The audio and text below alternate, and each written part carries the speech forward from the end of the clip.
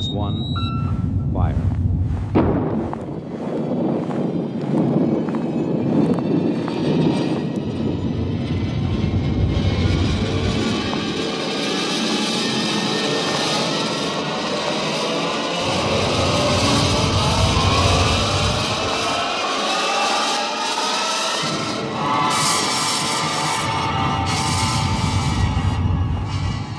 From the far horizons of the unknown come transcribed tales of new dimensions in time and space.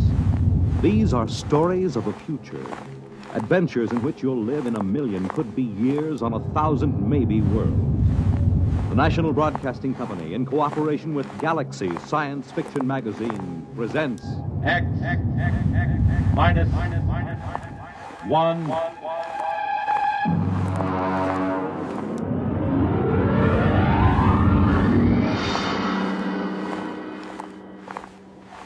tonight's story, Hello Tomorrow.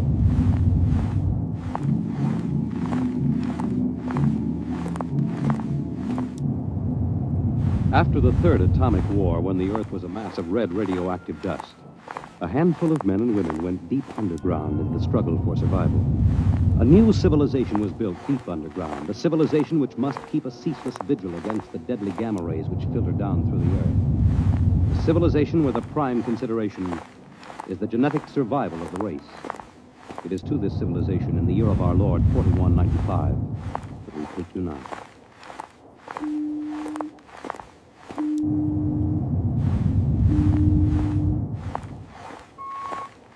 Professor Lois Burton. Yes. I have a call from the Director of Emotional Stability. Hello, darling. Hello, dear. How is the Director of Emotional Stability? My, how impressive that sounds. No joke, dear. You never know who may be listening. Sorry. How are you? You sound tired. Well, we've had some bad cases. Mostly frantic mothers who insist on imparting their feelings to children. I suspect it's chromosomes affected by gamma ray leakage from the surface, the head of the psychotechnic division, and the glandular tissue. But that isn't where I called. There's good news.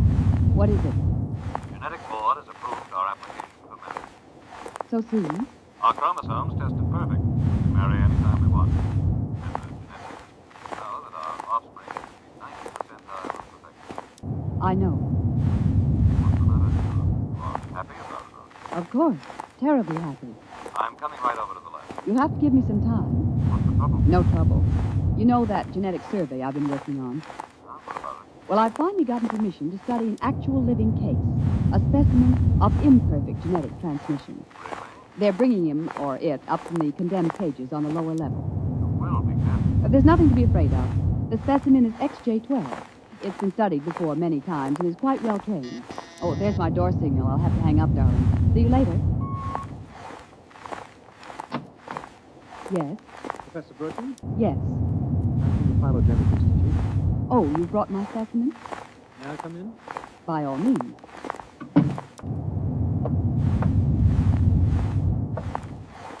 Oh, how? Horrible? Well, it depends on your viewpoint. I happen to have a twisted leg. My parents were genetically unsound. But then you... Yes, I am a specimen XJ12. I see. I hope you aren't shocked. No stable person permits feelings to enter into his work. I will admit to surprise. I was expecting something a little more abnormal. Well, I try to be as abnormal as possible if it pays off. The Phylogenic Institute allows me out of the genetic cages ever so often so I can breathe the pure air of the upper levels and mingle with the genetically perfect. You seem quite well educated. I spent the first years of my life here in the upper levels. How is that possible? As a small child, my mother concealed me from the director of the rectory. My mother actually, dreadful word, loved me. That would explain your obviously low threshold of emotional control. Let's call it that. You seem to be struggling to repress a few feelings yourself. We will confine ourselves to the impersonal aspects of our work. As you please. I shall require you as a demonstration for a lecture I'm delivering to one of my classes tomorrow. At your service. Sit here, please. Grip these electrodes tightly. I'm going to calibrate your electrochemical tension. I'm quite familiar with the procedure. I realize that as an imperfect, I am expendable, but I hate to electrocute. The charge is not lethal. Plus 15 surface tension. You know, you have beautiful hair. Plus 12 with a depth of 4 centimeters. My hair meets minimal requirements for the genetic code. Lovely blue eyes. Crystal clear. Oh. Plus 10 at 7 centimeters. Pretty. A perfect woman. Lovely expressive hand. Oh. And a heart of stone. Like all the rest of you perfect survivor types. Shut up. Could it be you do have feelings? I seem to sense an air of emotional tension. It's nothing, dear. This is the specimen. You, specimen. Tell this dolt who I am, Lois. This is the Director of Emotional Stability, the third oblong. You will address him as Mr. Director. Mr. Director. This creature seems quite impertinent. He's only a specimen, darling. Well, use him and ship him back to the cages. He's probably radioactive.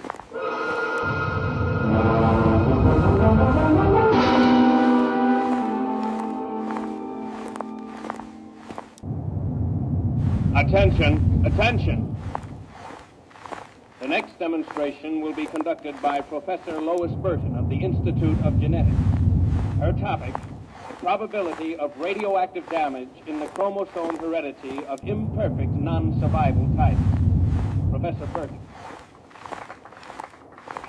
As you know, most imperfects are destroyed at birth. However, those who, for one reason or another, manage to survive are segregated in cages on a lower level for study purposes. The specimen we have today has been trained to tell in his own words about the factors in his upbringing. You will have to forgive his immature emotional control factor. He is, as you can see, quite different.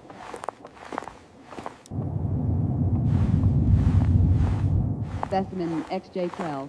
You will proceed, please. Thank you. My mother was a psychotechnician in the Fifth Oblong. My father was an historian specializing in the records of pre-atomic surface culture. In the earthquake of 2170, apparently some hard radiation filtered down through the tunnels and penetrated the Fifth Oblong. The effect on my hereditary factors is quite apparent in this twisted leg. My father taught me in the last days before he was executed that every human personality is born with certain inalienable natural rights. The rights to have feelings, the right to mature, and above all, the right to be different from every other living organism. Because it cannot be otherwise, I submit to you, distinguished students, the attempt by this society to abridge these rights is a violation of nature. I submit that the imperfects, the mutants, those who are different, have as much right to exist and be free as you. And I say, break open the cages. Stop him! Give us back the right to be individuals. Stop him! Ah! Perhaps that will teach you. Professor Burton, take this specimen back to your laboratory and confine him.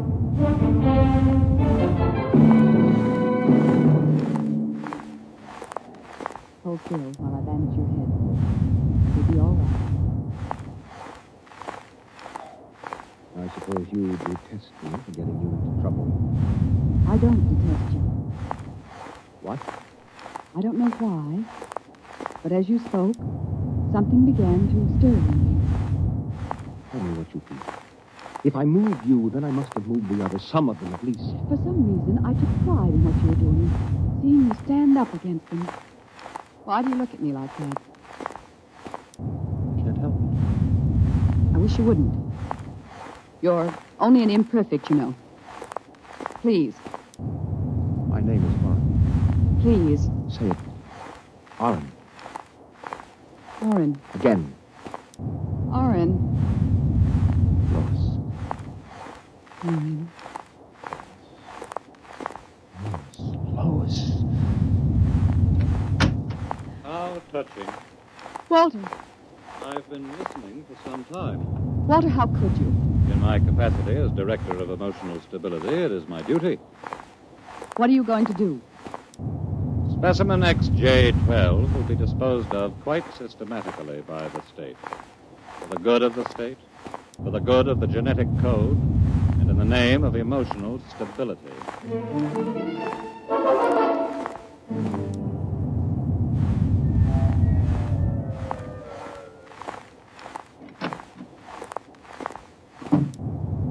Walter, I have to talk to you. Go right ahead. Walter, you mustn't destroy him. The specimen? Why not? He's emotionally unstable. You have to expect irrational behavior. Aren't you forgetting something, my dear? That you were responding in much the same manner. Or had you forgotten? You see, I'm having him liquidated for your sake. He has an upsetting effect on you. Then send him back to the cages. But don't kill him. You speak of destroying an inferior creature as if it was something unethical. Walter, please, for my sake. I understand that you have entered a plea for postponement of marriage at the record. Yes. I was too upset to go through with it. It came as a great disappointment to me. I'm sorry. I was hoping that, linked to a stable personality such as mine, you might settle down. If you were married to me, I might even be persuaded to send him back to the cages instead of having him destroyed. If I refuse? The choice is yours. Well, my dear, Perhaps you're right. I am. I suppose I ought to be rational about this. After all, he's an imperfect. I'm glad you've come to your senses. When can we be married? Tomorrow, if you like. The sooner the better.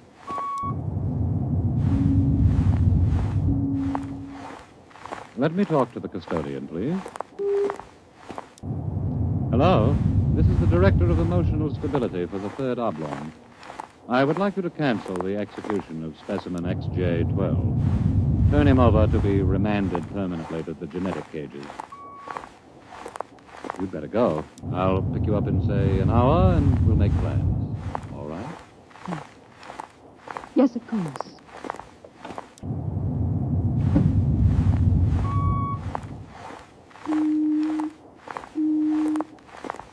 Hello. This is the Director of Emotional Stability again.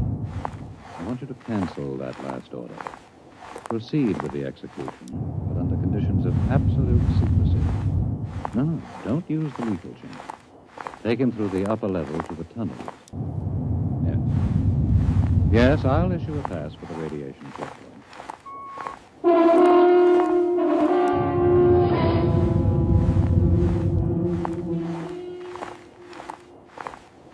Into the elevator. Very well.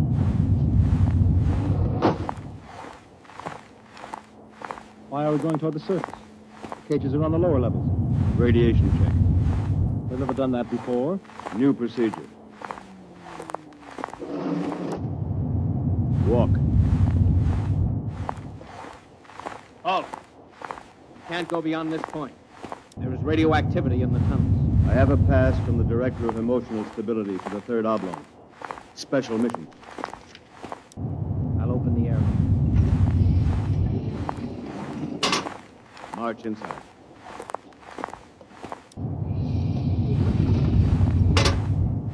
Turn around. This is how they get rid of the imperfects.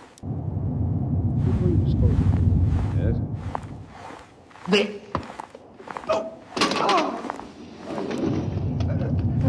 Help! Security! Security! What's happened? The prisoner struck me. He escaped into the tunnels. He won't last long. Can you go after him? We could send a robot, but it isn't worth the trouble. There's no way back from the tunnels except through here. The only other direction he can go is toward the surface.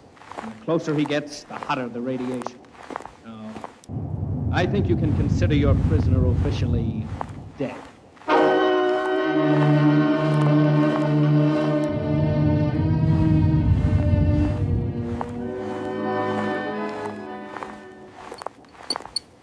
More wine. No, thank you, Walter. You look very beautiful, my dear. Very beautiful. Thank you. The wedding will be a small affair. The director of endocrine control, the chief of the security guard. Walter, Yes? was he returned to the cages? Why must you spoil it? Was he? Well, as a matter of fact, there was a little difficulty. Difficulty? Yes, you see, XJ-12 escaped. How? Where? Struck a guard and ran off into the tunnels. The tunnels. But that's sure death. He's free to return any time he chooses. Don't become upset, darling. You planned it, didn't you, Walter? Stability, darling, stability. Stability, stability. Here's what I think of stability.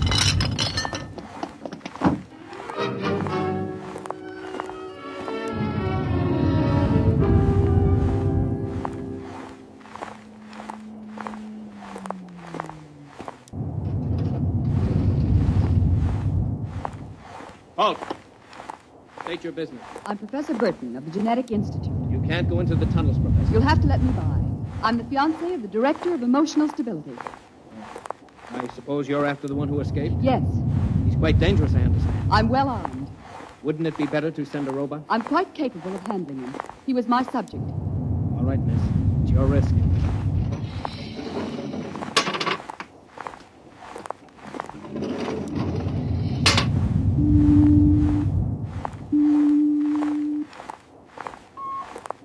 Checkpoint. This is the Director of Emotional Stability. Yes, sir. If Professor Burton tries to pass the checkpoint, I want her taken into custody. Professor Burton just passed, sir. She You said that... idiot! But, sir, she said that I she don't had... care what she said. Stop her. Send robots after her. Get up back. Yes, sir. At once, sir. Robot control. Checkpoint to robot control. Order out all televocal robots into the tunnels. Have them bring back any humans. This is a first priority order.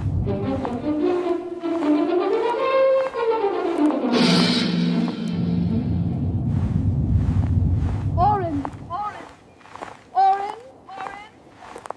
Oren! Oren! Oren, where are you? Oren. Oren! It's Lois. This way.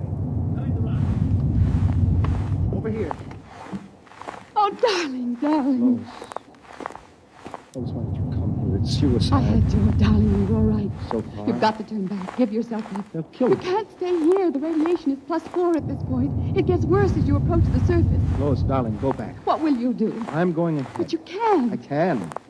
I'm going to the surface. It's certain death. Not even the robots can survive it. At least I'll be the first human in 1,100 years to see what the surface of the Earth looks like. Come back with me. No, Lois. Then I'm going with you. Lois. Don't try to stop me, darling. There's nothing to go back to now. Nothing but Walter and emotional stability. You really want to come? Yes. You know what it means? I don't care. My mother used to believe there is life after death. A place called heaven. We'll believe it, too. No, Lois, I can't let you go. Oren, I love you. See? I know how to say it now. Say it again. Oren, I love you. What's that? It sounds it. Oren, it's a robot patrol. They're looking for us. All right, come on. This way.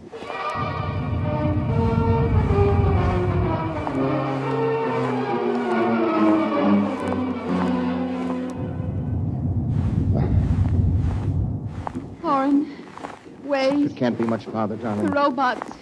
They're coming. I can see their lights now.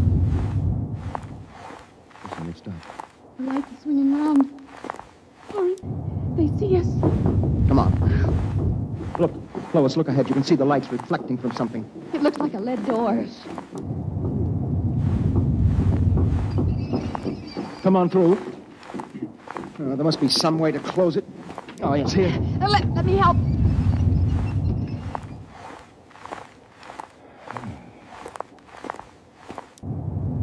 They won't get through that. Solid lead.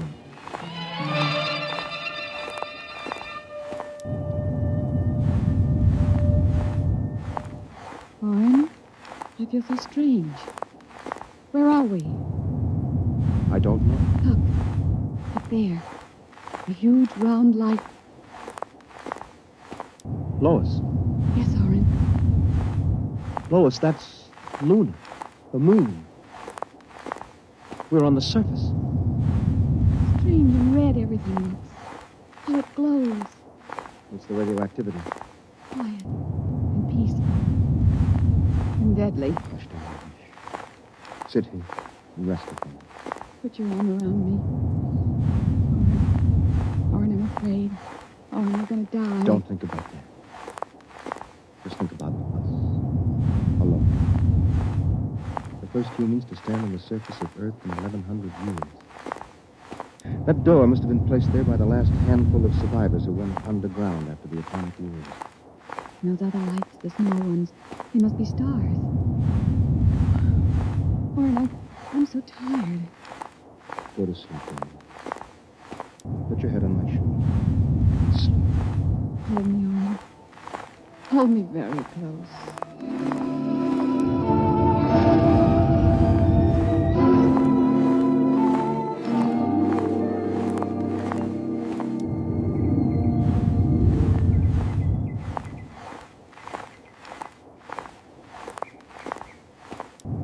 Orin. Mm-hmm. Orin, wake up.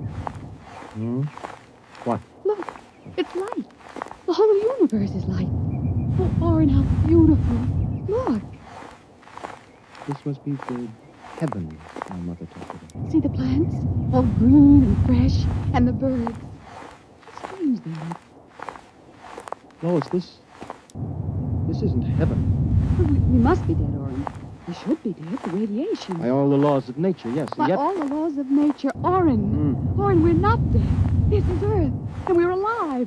We're not going to die. As long as the radiation, it's present. You can see its effects. Orin, did you ever hear of geotropism? I'm not a geneticist. There is a natural law of adaptation by which an organism will try to adjust itself to its environment by changing. It's called geotropism, don't you see? No. All these generations we've been bombarded by radiation filtering down through the Earth.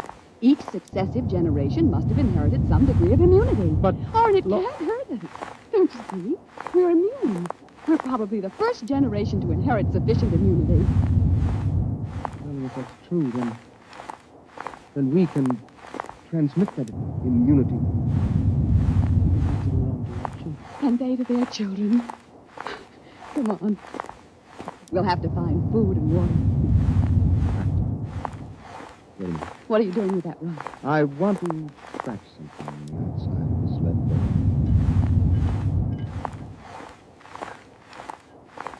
Lois and Orin. 4195 A.D. Hello, tomorrow.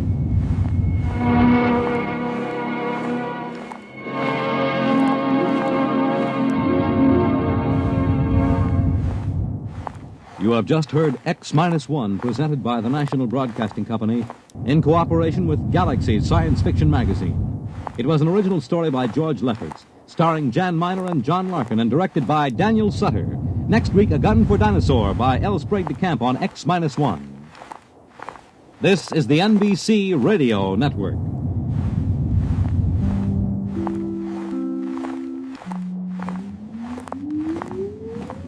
Countdown for blast-off. X-5, 4, 3, 2, X-1, fire.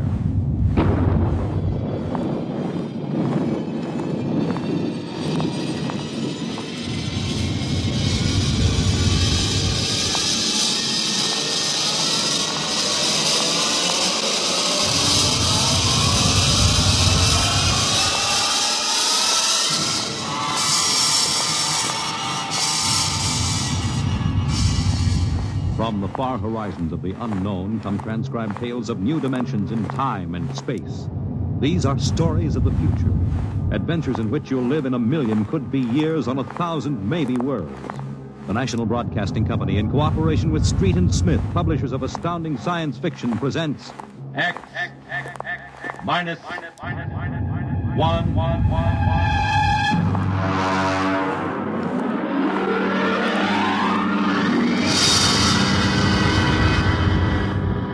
Tonight's story, Shanghai. Okay, very funny. Think it over, boy. Tomorrow the old ball and chain. Eat, drink, and be merry, for tomorrow you commit matrimony. Come on. We came down here to Scarlet Square to have a little fun. We might as well be at my mother's musicale in Beacon Street. Oh, the problems of the rich. Hey, tell me, Jeff, just where does the coffin fortune come from? Pirate treasure? No, I guess it started in Nantucket. My great something or other used to be a whaler. Oh, whaler, there she blows. A dead whale or a stove boat. Watch my trusty harpoon. Hey, well, look out for the fort. Oh, my. Hey, where's the money now? Oh, I don't know. Got a lot of commercial holdings, mills, import, export outfits, rocket lines, you know. Mere trivia. All right, now look, why don't we get out of this stuff? We go up to the Copley Plaza. It may be stuffy, but at least the glasses are clean. Well, you're the condemned man. All right, you two go ahead and get in the car. I'll settle. All right, meet you out front. Right. Excuse me. You want something, Bud? Yeah, the check. Okay. Hey, Milt, check. Be right out. Right, thank you. Hello, mate. Nice night, eh? Oh, yeah, I suppose so. I've been watching you. Celebrating? Sort of. And so am I. Just got off a deep space run out to Centaurus. Oh, that's a 15-year run, isn't it? 15 and 3 blooming months. Well, how'd you know? You spaceman? No, not exactly. Where's that check, barkeep? Hang on to your hat, Bud. Milton's slow, but he's sure. Fill it up, Charlie. Say, why don't you join me, matey? Here, Charlie. Oh, no, thank you. Oh, come on, don't take off him, no. Well, Celebrate whatever it is you're celebrating on me. All right, Charlie. well, all right, thank you. I guess I might as well. Cheers. Yeah, right, cheers. Oh, what was that, Marty? Charlie's special bread, eh, Charlie? Yeah. Well. Oh, say, look, Charlie, would you get that waiter out here? I've got to meet. What's your hurry, matey? You got plenty of time. Sure. Sit down. Take it easy. You don't look so good. No, I don't feel so good. Here, now, sit right here. You feel chipper as a blooming grasshopper. Sick? No, I've got to get outside. The car's in a hurry. Where's the check? Check. Oh.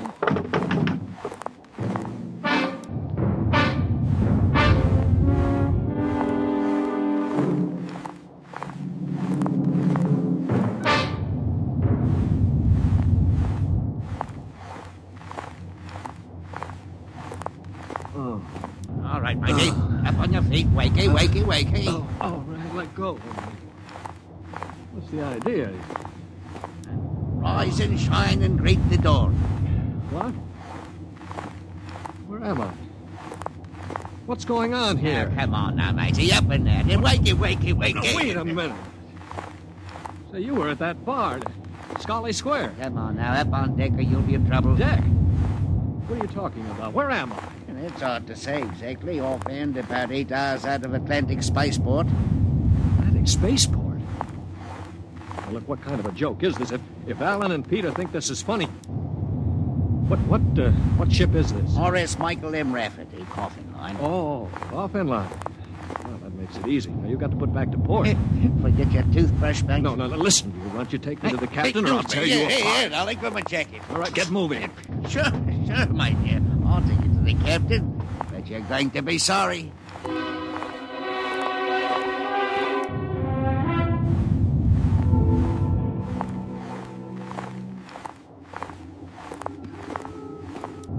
Morton, what the devil are you doing on the bridge? Get below before Right away, sir. Only this here gentleman asked to see you. Yeah, that's right, Captain. There's been a mistake made. I'm afraid it was supposed to be a joke. Oh? Yes, you see, I'm going to be married today, and I suppose the boys thought it'd be funny to make me miss the ceremony. I'm sure it won't be too much trouble to have you drop me off back at the Atlantic Spaceport. What? Morton, what is this? Well, it's simple, Captain. He wants you to turn the ship around, that's all. Now, look, if there's any trouble with your superior, I'm sure I can fix it up. You see, I'm Jeff Coffin. Yeah? Well, you don't understand. My father is Cyrus Coffin. He owns this ship. Oh, he does, Morton, get this drunk below. Now, just a minute. I can understand you not believing me, but I can identify my... Hey, where's my wallet? I've been robbed. Well, now, look, Captain, wait a minute. All you have to do is radio back and check. Mr. Black, remove this man from the bridge. Yes, but... Hi, sir. You heard the captain, Oh, Buster. no, wait a minute. Let go of me. This is no way to treat a passenger. Passenger? Huh. Wake up, sonny boy. You're one of the crew. Now get below.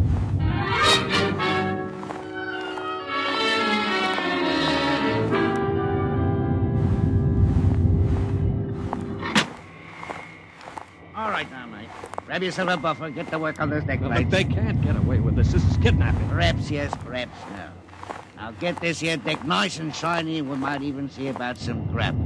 I'll be back in 2 hours. And mind you, I want to be able to see me bloomin' reflection in it. Better polish that deck plate. Can't get away with this. Well, the law says once you sign on, you're under absolute orders. I looked it up. Yeah, but I didn't sign on. I was kidnapped. You won't be able to prove it. Come on, mister, please. I didn't get anything to eat yet today, so give me a break, huh? All right. What do? Run the buffer over it? Yeah, that's right. Like this. You sign on? Yeah, I ran away from home. How old are you? 16? 30 when we get back. Yeah. What do you mean 30? We're headed for Mars, aren't we? Only to refuel. We're outbound to Centaurus. Oh, no, it can't be. Well, that's a 15-year run. What? I've got to get back. No use. I'm getting married. My bride-to-be will think I'm dead. Martin! What? What's up here? You want me to call Mr. Black again? He'll give you what for. Listen to me, Morton. Listen, I've got to get back to Earth. I can't disappear for 15 years. Oh, is that the flag? Look, we stop at Mars, right? Yes, and you'll be below decks under lock and key. Listen to me. If I can make it worth your while, will you get me off at Marsport? Jump and shiver. That's real naughty, mate. $1,000? Why, what would I tell me poor old mother in better say? $2,000. 5 in advance. What do you mean in advance? You're probably the one that rolled me for my wallet. I'll find a way. They don't believe your young coffin, but maybe I know better. All right, it's a deal. Look, Mr. Coffin, can you take me with you? I didn't realize what it would be like. I can pay my share. I could work it out for you, or maybe borrow money. I couldn't stand 15 years. I'd go crazy. All right, sure. What about it, Morton?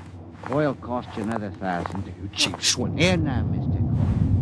I'm all what stands between you and a lovely pleasure cruise for 15 years. So I'll thank you to treat me with the respect and politeness what a gentleman like myself deserves.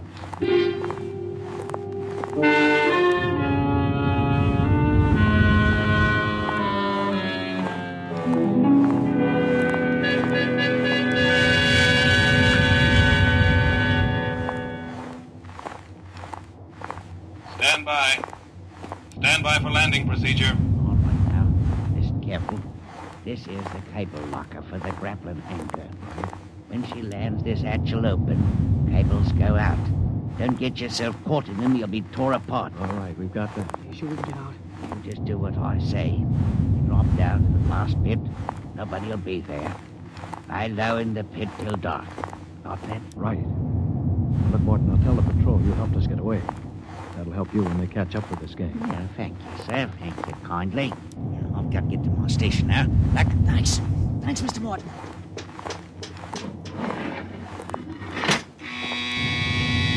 Well, there's a landing point. Now keep clear of that cable, Joey. Here we go. Right. Hold on tight. There goes the grappling cable. Yeah. All right, come on. Drop through the hatch. It's about 6 feet. All right, it's clear. Hurry up. Here I come. Oh. You all right? Yeah, twisted my ankle. It's all right. All right, there's the blast pit. Get going. Right. Now, we're all right so far. The ship hides us. Here's the pit. All right, now get down so they can't see you. Wait a minute. I hear somebody coming. Keep still. Maybe we better look. Look, if we stick our heads up over the edge, they'll see us short. Now keep down and keep still. I hear him.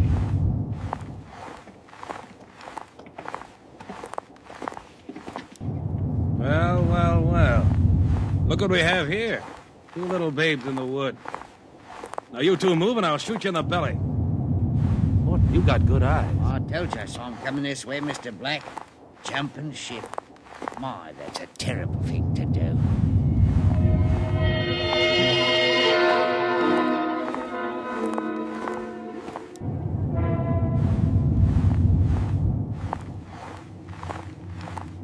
Mr. Black, inform the ship's company that these 2 men have been found guilty of attempted desertion. Desertion? You kidnapped me, you dirty crook! Don't you talk to Captain Howell that way! I'm sentencing them to 24 hours hull watch. Take them away. Morton, take him to the aft lock. I said. You'll calm down after 24 hours. is Hull Watch. What's Hull Watch? Very simple. We put you two in spacesuits, shove you through the airlock on the end of a line. You sit out there and watch the Hull for 24 hours. No food, no water, and the eating units in those suits are just a little bit defective. Makes it interesting along about the 18th hour. Yeah, I'll bet. Here we are, gentlemen. The airlock. You get in there. Got 5 minutes to get into them suits before we blow the air out. See you in 24 hours. Maybe.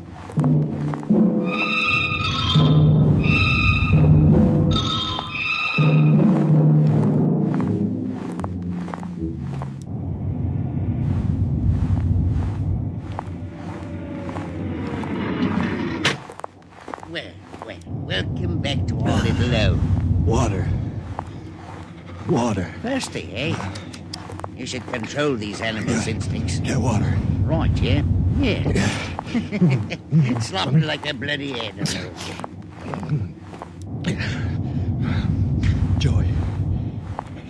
Joey passed out.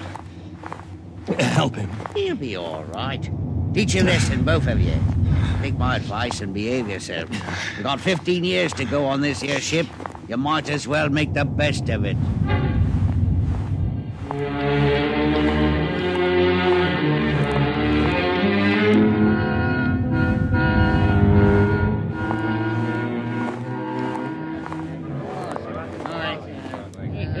Hey, Martin! What do you call this That's batch? your supper, mighty food concentrate. What's the idea? Only 2 months out and on concentrates already? You complaining? Yeah, I'm complaining. If Captain Howell's chiseling on the manifest, that's his business. But when he tries to take it out in our hides... You keep quiet or I'll turn you into Mr. Black. Concentrate is what you get to eat from here on out. Now shove it into your face and keep quiet. Suppose I shove it into your face and see how you like it. What's going on in here? What's going on? Morton. Struck me, what? 48 hours hull watch. All right, what are you all looking at? Get back into your places. Morton, bring that man down to the aft airlock.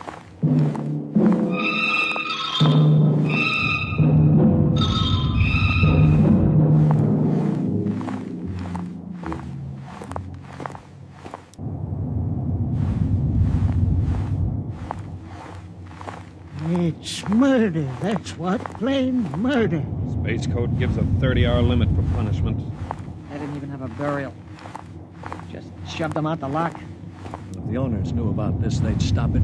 A fat lot of good that's going to do us during the next 15 years. Wait a minute, if we could get the ship back to Mars. No, 2 weeks after we landed, we'd be hung. That's what Space Code says about mutiny. And if they catch you in the act, they shoot you down and no question. All right, I'm willing to take that chance. We're going to let Black and Howell kick us around for 15 years. Why don't we take over and head back? Right. I'm for it. Let's go. You bet. There. I'll interrupt something, gentlemen. Discussion? Talking about the captain, maybe. Grab him. Here, they go. Throw him into the jet. Come on. I'll have you all out of the island shifts. Also, your knife rations, that's what I'll... And show him my oil rag, Morton. Well, that's done it. He's an officer. Who cares? Yeah, we've got to move now. Joey? Yeah. You get up the radio room and smash the set before they can get a message out. Right. Pop, you get aft. Tell the engine watch. Yes. The rest of us will go up on the bridge. How about this rat? Tie him up. Speed counts now. We've got to take over before they know what hit them.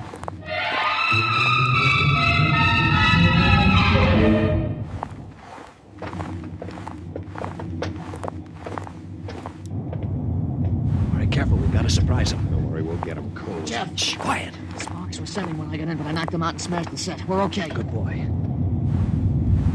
All right, come on. Right past the bulkhead. Look out! The blast bulkhead. Yeah, we're cut off from the bridge. We'll never get through that. They must have found out somehow. The intercom. Black can turn it on from the bridge. You heard the whole thing. We better get out of here. What'll they do? I don't know. We got all the controls up there. We can shut down the driver, but we can't steer. Yeah. You better dog down the hatch behind us. All right, men. Captain Howell's giving you 1 minute to give up quiet. In a pig's eye, Black. You'll hang for mutiny, every one of you. What do now? Quiet. Hear everything on the intercom. I pull the jack out. Look, we've got to get through to the bridge. It's a Mexican standoff. We can't get at them, they can't get at us. What's that? It's an air leak. The pressure's down. It's Howell. He blew the hatch on the mess hall section. Just opened her up and let the air out. Morton, do you know what Black's going to do? He's going to bleed off the air down here. Serve you all right. If I had my way, I'd see all that on the hull till you froze stiff. You're forgetting something, Morton. You're back here with us. What do you mean? If Black and Howell blow out compartments one by one or bleed the air off, you'll get it too. They'll take care of me. Don't you worry about that. Oh, you think so, huh? Joey, plug that intercom back in. Right. Captain? Captain, Giving up? we've got Morton back here. Yeah? If you try anything on us, he'll get it too. What am I supposed to do, cry? You don't care if he dies? That's his problem. We're going to drop the oxygen level 5%. Don't do that to me. Captain! Captain! It's unfortunate that you were captured, Morton, but the security of my ship comes first. You mean you don't care? You'd see me dead. Precisely. Well, you can't. It's murder, that's what. I'm not one of them. You can't kill me. You can't. Joey, pull the intercom plug. All right, there you are, Morton. They'd kill you just as soon as look at you. Now listen, we've got to get through that bulkhead. You know this ship. There must be some way. Morton, we're your only chance. Get us through the bulkhead. All right. All right, why shouldn't I? They'd kill me. Well, then there is a way to get through. An emergency release. And don't tell crewmen about it to keep them from breaking through in an engine blast and leaking radiation to the bridge. Well, then let's get going. We've got to get through that bulkhead before Howell cuts the air down and gets us all.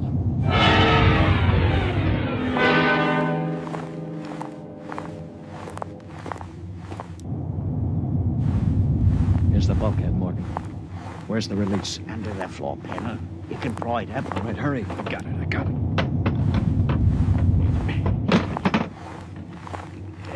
She's up. Wax on a K. Ready? All right, Morton. Open it up. Here goes. What? He's dead. Electrocuted, and the bulkhead's still closed. We didn't even get to turn that key. It killed him instantly. Harry, you got your watch gloves. They're insulated. Oh, yeah, sure. Get Morton out of the way. Don't touch him, Joey. He's got the current through. I'll shove him away with the gloves. All right, now. Stand by. Here goes a key.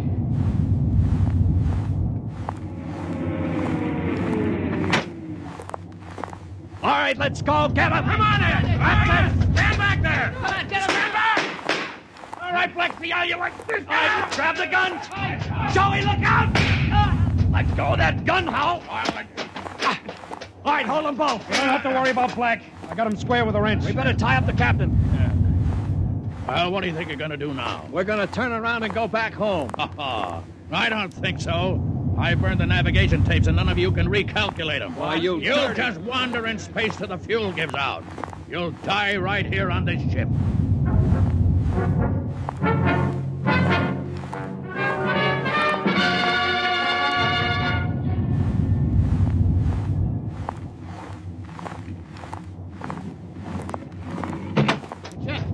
Jeff, the interceptor screens went on. Meteor? No, it's a ship. A patrol ship coming up on us. Oh, they must have got an SOS off. Yeah. Wait a minute. We don't have to worry. We can just tell them the truth. You're not familiar with space code, young man. Mutiny is punishable by immediate execution. In other words, they don't ask questions. They just shoot. Right, Jeff. Through. Can we get away? Not from a patrol ship.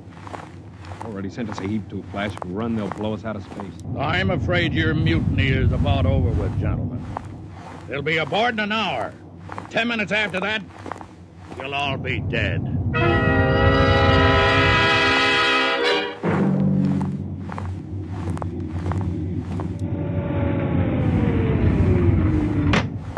Nobody move. Sergeant, take a squad and secure the ship. Collect all weapons and post a guard in the engine room. Yes, sir. You, Ralph, William, Osinski, come on. Well, I'm delighted to see you, Major. I wasn't quite sure my SOS had gotten through. Oh? You're Captain Howell? That's right. And I can swear out the affidavit of mutiny. I don't think a mutiny charge will stand up, Howell. Not with the relief of command warrant out for you.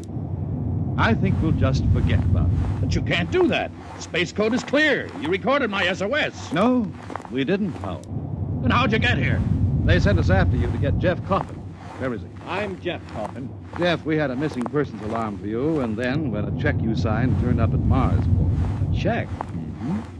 Oh, that's right. I gave one to Morton to help me get away. And he sold it to a fence for half face value. We traced it back to the ship. Coffin, I've got orders to escort you personally. We're taking you back to Earth. Can I send out a message, Major? Of course. Oh, that reminds me, Jeff. I've got one for you from your fiancée. She said to tell you that she didn't object to a bachelor party in principle, but she did think 6 months was stretching it a bit.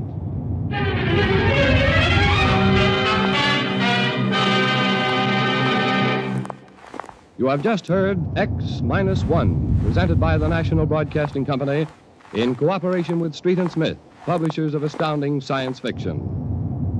X-1 was an NBC Radio Network production.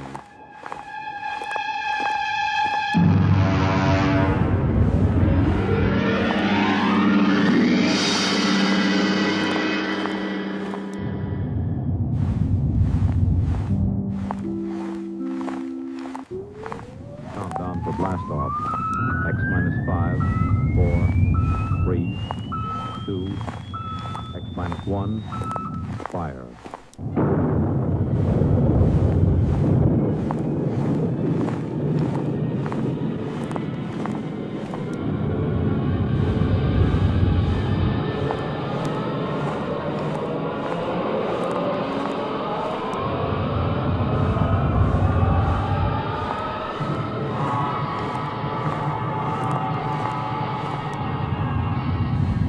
From the far horizons of the unknown come transcribed tales of new dimensions in time and space. These are stories of the future, adventures in which you'll live in a million could-be years on 1,000 maybe worlds. X, minus, one.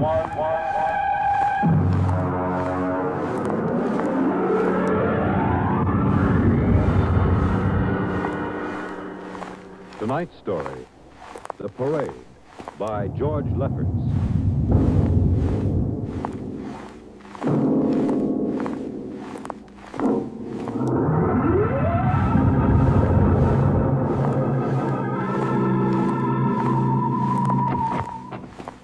You are Mr. Sid Ryan? The same. My name is Lucia. I'm a Martian. Pleased to meet you, Mr. What was that again? A Martian. A Martian, huh? As in Orson Welles? Precisely. I'm a Rotarian myself. Sit down. Thank you. And now that we've had our little joke, Mr. Lucia, what can Publicity Associates do for you? It has been my observation. Advertising and publicity are the very backbone of civilization. Spoken like a true Martian, Mr. Lucia. Now, if you'll tell me the name of the client. The client, of course, will be the Martian. You don't give up, do you? Give up? The gag, I mean. Oliver. Oh, yes, Mr. Ryan? This is Mr. Lucia. How do you do, Mr. Lucia claims to be a Martian. Take him outside, will you, Oliver? Get the name of the sanatorium he escaped from and tell them to bring the butterfly net. Wait, sir. I'm happy to see, Mr. Ryan, that my telling you I am a Martian has approximately the effect I supposed it would have. I believe we can do business. I have here the cash retainer, $5,000. Sit down, Mr. Lucia. Oliver, get the client a cigar. Yes, sir. No, the other box, Thank you. Well, now, what can I do for you, sir? I wish you to manage a publicity campaign. A very large, a very important campaign. Is the product established, or is it something brand new? Oh, something quite new. Now, what would you judge to be the most effective type of campaign? Well, if the client has a lot of dough to throw around, a suspense campaign is best. First, you place ads in the paper saying, watch this space. Then, about a week later, you run an ad saying XYZ or PDQ, and you get people guessing what it means. Then, finally, when you've teased them enough, you bust loose and unveil the product. Excellent. Very well, sir. We shall conduct a suspense campaign. Of course, in this kind of campaign, secrecy is very important. Once the name of the product leaks out, it spreads like wildfire, and the whole campaign is kerfluffle. Yes, quite so. Utmost secrecy. That's right. You realize, of course, these things cost like crazy. Would, say, $1 million cover the expense? Come again? I said, would $1 million cover it? Yes, I imagine. You did say $1 million. I understood that you had handled some very large accounts. Of course, if this is too big... Oh, not at all. Not at all. As a matter of fact, I seldom touch anything less. Right, Oliver? Huh? Oh, of course. That's right, Mr. Ryan. Absolutely right. Good. You will begin, then, by saturating the newspapers, the radio, streetcars, with a very simple statement. What's that? I shall write it for you. The Martians are coming. Say, that's not a bad teaser. Got that, Oliver? Yes, sir. The next ad will read, June 1st is Martian Day. June 1st is Martian Day. What happens on June 1st? The parade takes place. What parade? I wish you to arrange a parade up Fifth Avenue. You mean like the Macy parade? Exactly. Except that the theme will be the world of tomorrow. The Martian. My client would like it to be a gay affair. Balloons, clowns, pennants, pretty drum majorettes. Say, that sounds terrific. I might be able to interest the department stores in a tie-in. The parade will climax the campaign. On June 1st, the product will be unveiled. Good enough. By the way, Mr. Lucia, just what is the product? What are we selling? Oh, no, Mr. Ryan. Secrecy, remember. Oh, but after all will be revealed to you in good time, Mr. Ryan. Moment, let us say we are selling a concept. Concept? Precisely. Concept of invasion from Mars.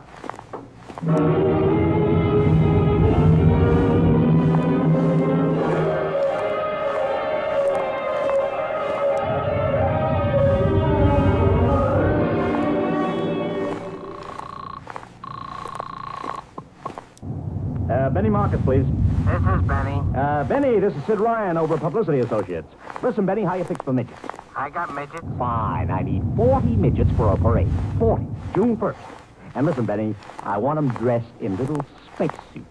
What? You know, like men from Mars, okay? Midgets. And I want some movie extras, maybe 50 of them. Also rigged up like men from Mars. Make them look gruesome. Got that? Gruesome. Also, I need some horses with pretty girls on top of them. Maybe you can get that bunch from Maroney's Traveling Circus. The ones we booked for the Fireman's Parade in Albany last year. That's right, Sid. And never mind the expense. Just get me the talent, okay? I gotta hang up now. Call me back, Benny. How you doing, Oliver? Oh, fine, Mr. Ryan, just fine. We got full-page ads in all the dailies and 10-second spot announcements on every local station, but it's costing a fortune. The more it costs, the bigger our percentage. Spend like you are going to the electric chair, Oliver. Yes, sir. How you making out on the parade? If it comes off, it'll be the biggest thing since Barnum invented the midget. I've got Macy's, gimbals, and sacks to contribute floats. Everything is built around the Martian theme, see? Even horses will have long feelers attached to them and funny-looking extra legs. It'll be sensational. Oh, yeah, it sounds fine, only... Only what? Oh, Mr. Ryan, we don't even know what we're selling. Oliver, my boy, do you think old Sid Ryan has been sitting here spending all this moolah and not putting two and two together? You mean you know who Lucia represents? Just by accident, understand? I have learned that Century Pictures is making a big new epic. A space opera entitled Invasion from Mars. Get it? Oh, I begin to see. Also, by mere coincidence, it happens to be the premiere sometime around June 1st. You follow me? But, Mr. Ryan, Century has an exclusive contract with New Feature Syndicate for all their publicity. Suppose Century Pictures doesn't like the way New Features is handling their stuff. They want to get out of the contract, but New Feature says no. So they have to get around the contract. A man named Lucia, client unknown, starts publicizing the Martian invasion.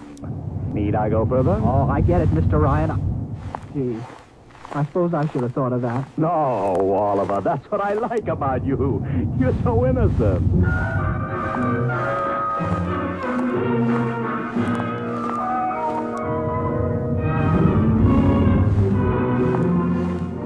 Let me talk to Commissioner Patrick, please. Sid Ryan. Hello? Commish? Sid Ryan. Oh, it's you. Well, what is it this time? If you want to drop a man off the Empire State Building into a teacup full of water, the answer is no. Also, we are not arresting any fan dancers. You know I don't handle fan dances. I want a permit for a parade, June 1st, 5th Avenue. It's a Sunday. There's no traffic. Oh, come now. Look, Ryan. Macy's gets a permit. Gimbel's gets a permit. The American Legion gets a permit. The Sons of Erin march every time Morton Downey sings the Wearing the Green. Don't give me a hard time, Patrick. This is too big. I have the 5th Avenue Merchants Association behind me. Okay, Ryan. Fill out the forms. I'll pass them along to the license commissioner. That's my boy. Oh, by the way, what's the occasion? Oh, don't you read the papers, Patrick? June 1st is Martian Day.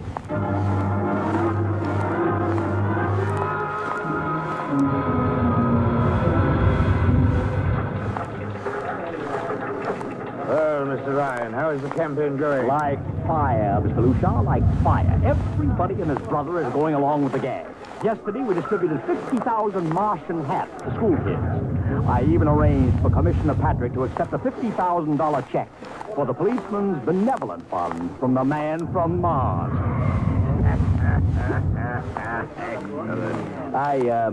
I understand Century Pictures spent over $1 million making that space opera. I beg pardon? Oh, come, Mr. Lucia. Sid Ryan wasn't born yesterday, you know.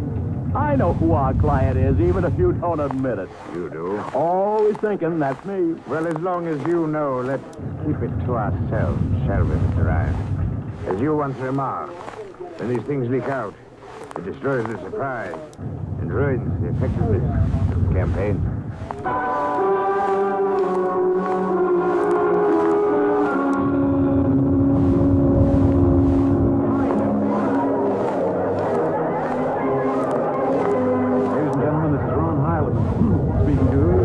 Portable transmitter atop the reviewing stand for the much-heralded Martian Parade on 5th Avenue. It's a beautiful sunlit day here in New York.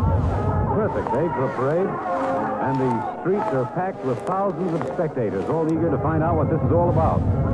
There's an air of shrill expectancy. Run, over here! Okay, tell them all right. I just had word from Saul Brown at the Central Park Mall that the Martians have landed from big pink balloons. And while we're waiting here for the arrival of the parade, we brought some people up to our microphone to tell you their reactions to this spectacular affair. What's your name, madam? A little louder, please. Miss Ada Shackley. And where are you from, Mrs. Shackley? Columbus, Ohio. I see. And I see you have your family with you. Two little curly-headed boys. Are you in New York for your vacation? Yeah, we came for the Shriners Convention with their daddy. Well, what do you think of Martian Day, Mrs. Shackley? Well, it all seems very strange to me, but the boys have been pestering me to watch it, so we've been standing here for 2 hours. I can't make head or tail of it. Well, neither can a lot of other people, Mrs. Shackley, but judging by the thousands here already, there's a lot of curiosity. Curiosity killed a cat. Let's hope not. Thank you, Mrs. Shackley. And now here they come, ladies and gentlemen. The first units of the big Martian Parade, swinging down Fifth Avenue. Fanfare, colored streamers, music, confetti, floats, all this connected to the Mardi Gras. Let's listen to the band for a minute.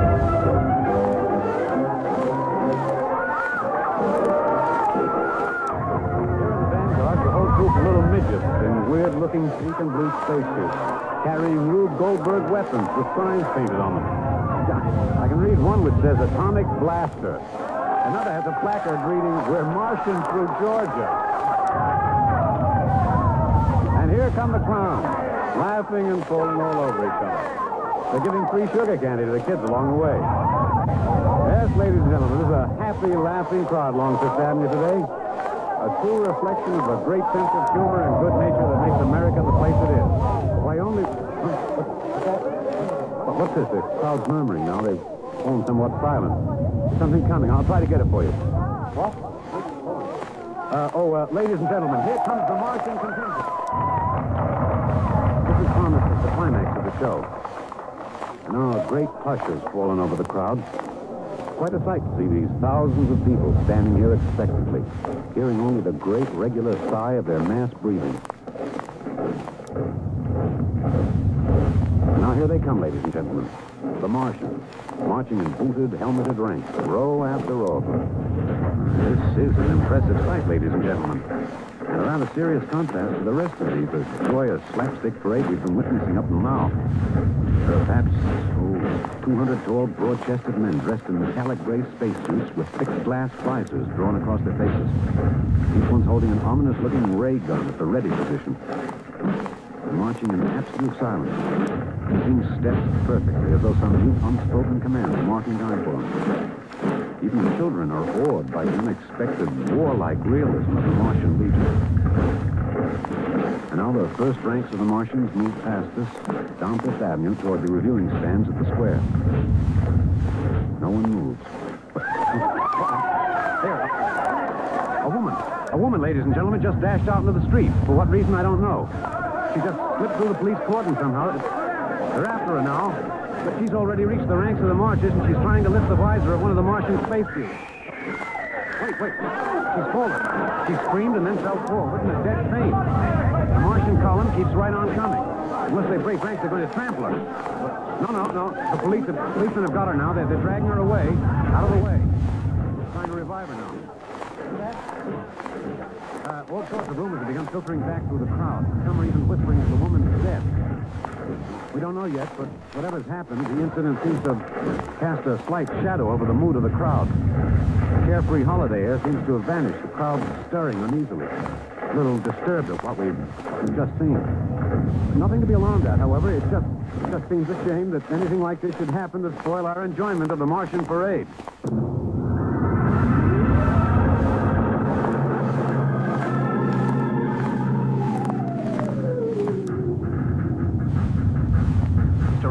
See that? A woman fainted. She ran out into the street to get a close look at the Martians, then she screamed and fainted dead away. I'm well aware of that, Oliver, since I paid her $50 to do it. What? The dramatic moment, Oliver. The stock and trade of the good publicity man. Relax. Holy smokes, you sure think of everything. For my share of this deal, roughly $100,000, I can afford to think of everything. Shut the window. Oh, okay, but don't you want to see the finish? We'll go down to the reviewing stand for the finish. Right now, I want to make a phone call. By the way, where's Lucia?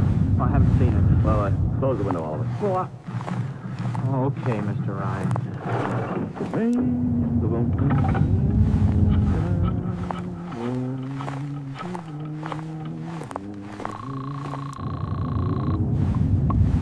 Marcus Talent Agency. Benny, this is Sid Ryan.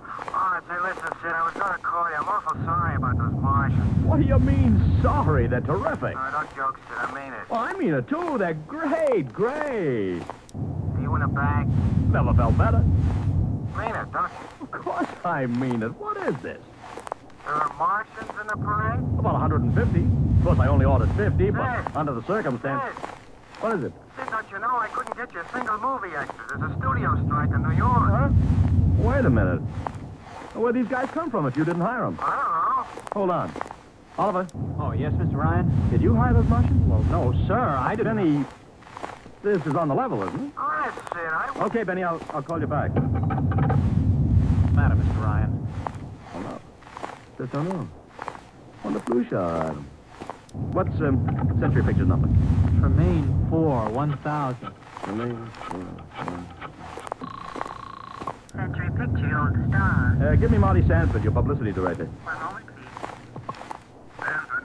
Marty, this is Sid Ryan. Oh, hello, Sid. How's the... Fine. Listen, Marty, this is dead serious. On the level, get it? What's wrong? I've got to locate Lucia. Lou who? Lucia, come on now, Marty. This is life and death. The guy you sent over to hire me for the invasion picture. I never heard of a guy named Lucia. And, what invasion picture? Invasion from Mars, the space opera. Are you batty? Marty. The picture was shelved last month. What? Sure, back in the can. The big shots decided you can't sell a Martian invasion to the American public. Too incredible, Sid. Who'd ever believe it could really happen? The whole agree. What is it, Mr. Ryan? You look terrible. Too fantastic. Mr. Ryan, is something wrong? Open that window. I want another look at those Martians.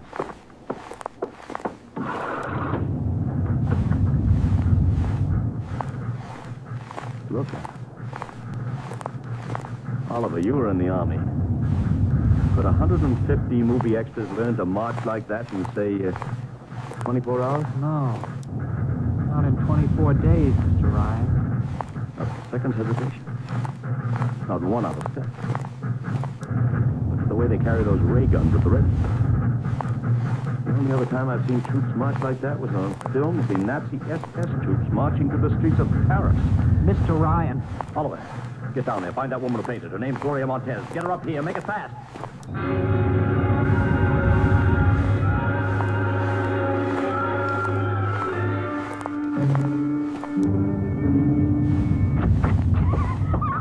Yes, Mr. Ryan, I can't get much sense out of her. Stay away from me.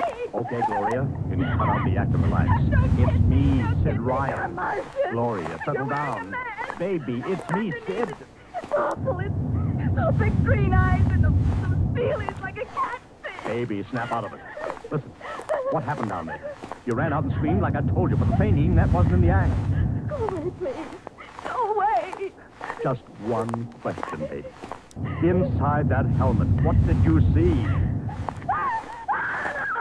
Anything out of her, Mr. Ryan, she needs a doctor. Okay, Oliver. I've heard enough anyway. You take care of Gloria here. Get her a drink. Where are you going? To see the commissioner. You gotta stop this parade before things begin to happen.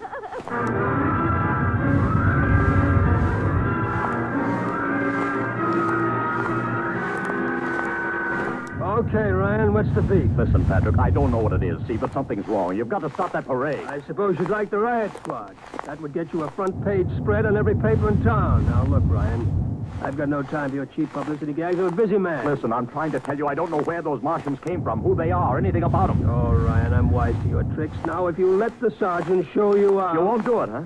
An honest citizen appeals for protection and you refuse it. I most emphatically do. Now, Pete. All right, Patrick. I'll go right to the mayor's office. I'll have you busted, flattened in the fried egg. Go ahead.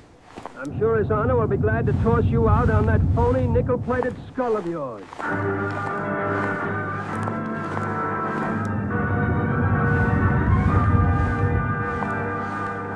You heard me, Ryan. You can't see the mayor. Adolf, please. This isn't a gag. I don't want publicity. All I want to do is maybe prevent something horrible from happening. In case you don't know it, wise guy, something horrible's already happening. A couple of hundred little kids are in the hospital with ptomaine poisoning from that phony Martian candy you passed out. What? Or didn't you know? I did. We've got to stop that parade. Sure, you'd like nothing better than start a panic now. Maybe a few hundred people get trampled to death. Think of the newspaper's face. That'd get you and your phony brat. I won't stand for this, Adolf. This may be a matter of life and death. Get out of here quick. It'll be your death. Go on, beat it. Get out. You and your publicity stunts make me sick to my stomach.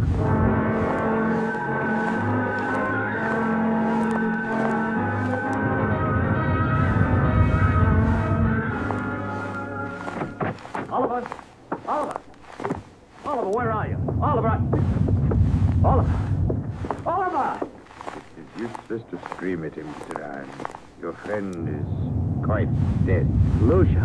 He wanted to run to the police with some story about a Martian invasion. I found it necessary to restrain him. Restrain him, you stinking murderer! Now, Mr. Wright, collect yourself. After all our planning, it wouldn't do to have everything spoiled now, would it? Lucia, stop talking and talk fast, because when you get through, I'm going to take you apart piece by piece. What's this all about? Surely you know, Mr. Ryan. After all, you've been publicizing it for months.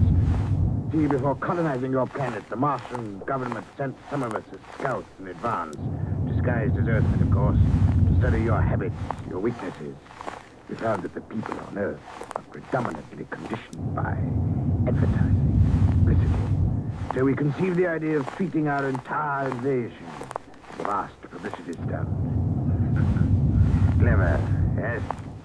After all, Mr. Ryan, who would suspect an invader who advertised his invasion in the newspaper, invited the public to a surprise attack, and spent millions publicizing his plans? Holy jumping. You've done very well, you see. Then there was no product. Ah, but there is a product. The product is death. What are you trying, Lucia? We Martians are a humane people, Mr. Ryan. We do not like to destroy thousands where a few hundred will suffice. In exactly 2 minutes, Our troops will treat the world to a spectacle of death, which will bring the rest of your planet to its knees in horror. Nations will clamor to surrender. Perhaps, Mr. Lucia, but not if I can help it. No!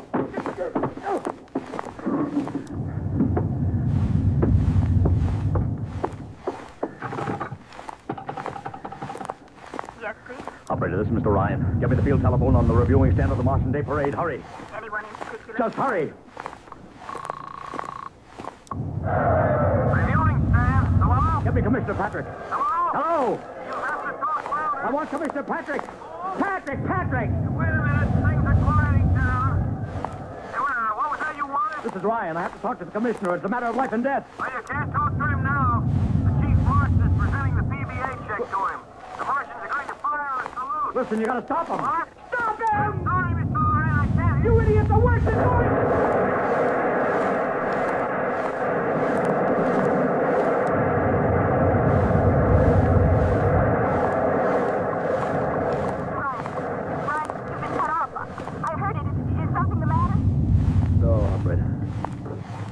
Doesn't matter.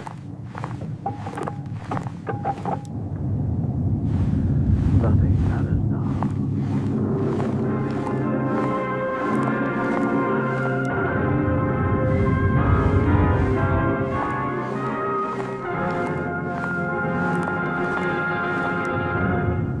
Tonight by transcription, X-1 has brought you The Parade, written by George Lefferts. Featured in the cast were Joseph Curtin as Ryan, Barry Kroger as Lushar, Alexander Scourby as Ron Heilman, music by Albert Behrman. X-1 was produced by Van Woodward and directed by Edward King. Fred Collins speaking. X-1 is an NBC Radio Network production.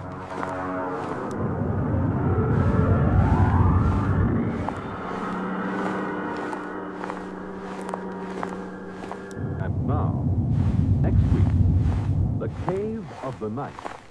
The gripping story of the first man to pilot an Earth satellite beyond the reach of gravitational pull. And of what happened when a watching world learned that something had gone wrong. That he could never return.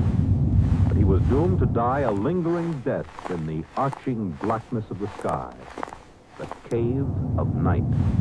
Hear it next week at X-1. Did you ever stop to realize that 4 American coins show us the importance of elections? The first one is the Washington Quarter. It was George Washington who reminded us that on the unity of our government depends our independence, our peace at home and abroad, our safety, prosperity, and our freedom. The second coin is the Jefferson nickel. It was Thomas Jefferson who said, "No government can continue good but under the control of the people." The third coin is a penny, bearing the likeness of Abraham Lincoln, who said, "Among free men, there can be no successful appeal from the ballot to the bullet." Finally, the Roosevelt dime reminds us of something Franklin D. Roosevelt once said. Every man and every woman in this nation, regardless of party, who have the right to register and to vote, and the opportunity to register and to vote, have also the sacred obligation to register and to vote. These 4 Americans, by recognizing the importance of elections, added another page to your political history. In just a moment, X-1. But first, how does one man get himself into so many impossible situations? Well, this is a question you'll probably ask yourself tomorrow night when you follow another hilarious misadventure of Throckmorton P. Gildersleeve. Yes, Gildy's eye for the ladies and his impulsive temperament managed to entangle him in a web of riotous circumstances. Be sure to join the romantic water commissioner, his neighbors, Judge Hooker, Mr. Peavy, and all the loyal Gildersleeve household as they romp through another episode of The Great Gildersleeve tomorrow night. And now stay tuned for X-1 on NBC.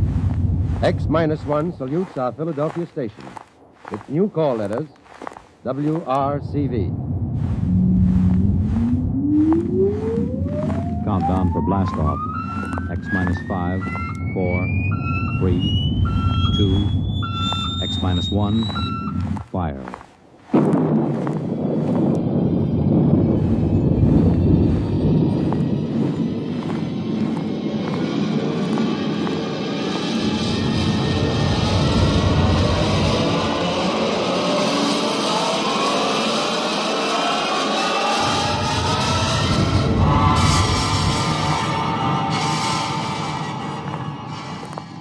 From the far horizons of the unknown come transcribed tales of new dimensions in time and space.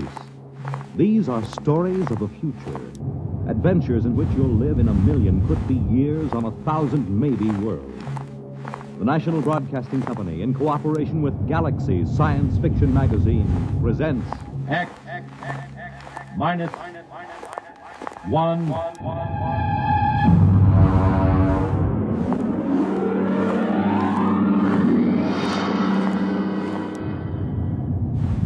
Tonight's story, Skulking Permit, by Robert Sheckley.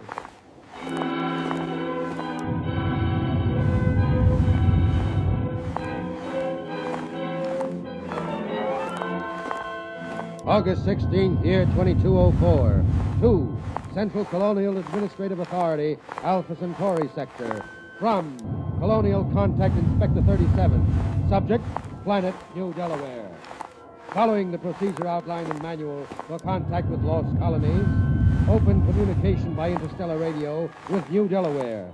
This is the first contact established in 200 years. And proceeding on overdrive for personal investigation. Situation on New Delaware appears unconventional, to say the least. Hi there. Hi, Billy. Hi, Tom. Got no time for talking this morning. Gotta get this sign up. It's a real pretty sign. No aliens allowed within city limits. What's an alien? Beats me. The mayor told me to put it up. He says to me, Billy Painter, you're chief of police, so I want you to paint me a big sign and set it right in front of the town hall. Alien. Alien. Oh, it's a real pretty word. Billy Painter, I thought I told you. Take it easy, Mayor. I put the sign up. It's not that, it's the church. I painted it just like you told me. I know, but you painted it wrong. I painted that church with a nice bright red. What's wrong with that? I looked it up. It's a little red schoolhouse, not church house. Churches are supposed to be white. Can't keep track of them all. Schoolhouse, church house, jail, post office. Got along fine enough in New Delaware for 200 years without them. I know, but we need them now, and we haven't got much time. Where are the carpenter boys? I saw Sam and Marv over at Ed Beer's tavern. Well, Billy, you go down there and tell them that they've got to build us a little schoolhouse, and you paint it red. It's very important. Mayor, when do I get a police chief badge? I read that a police chief always gets a badge. Make yourself one. Now go on. All right, then. Oh, it sure is hot here. I don't know why the inspector couldn't have come in winter. Oh, Tom Fisher. Yeah? Tom, I've got a job for you, a very important job. Now, look, Mayor, I'm on vacation. Fish won't be back in these waters. No vacation, not now. He's due any day. Tom, how would you like to be a criminal? I don't know. What's a criminal? Well, come over to my house and I'll explain. I've got to appoint a criminal, and it looks to me like you're in.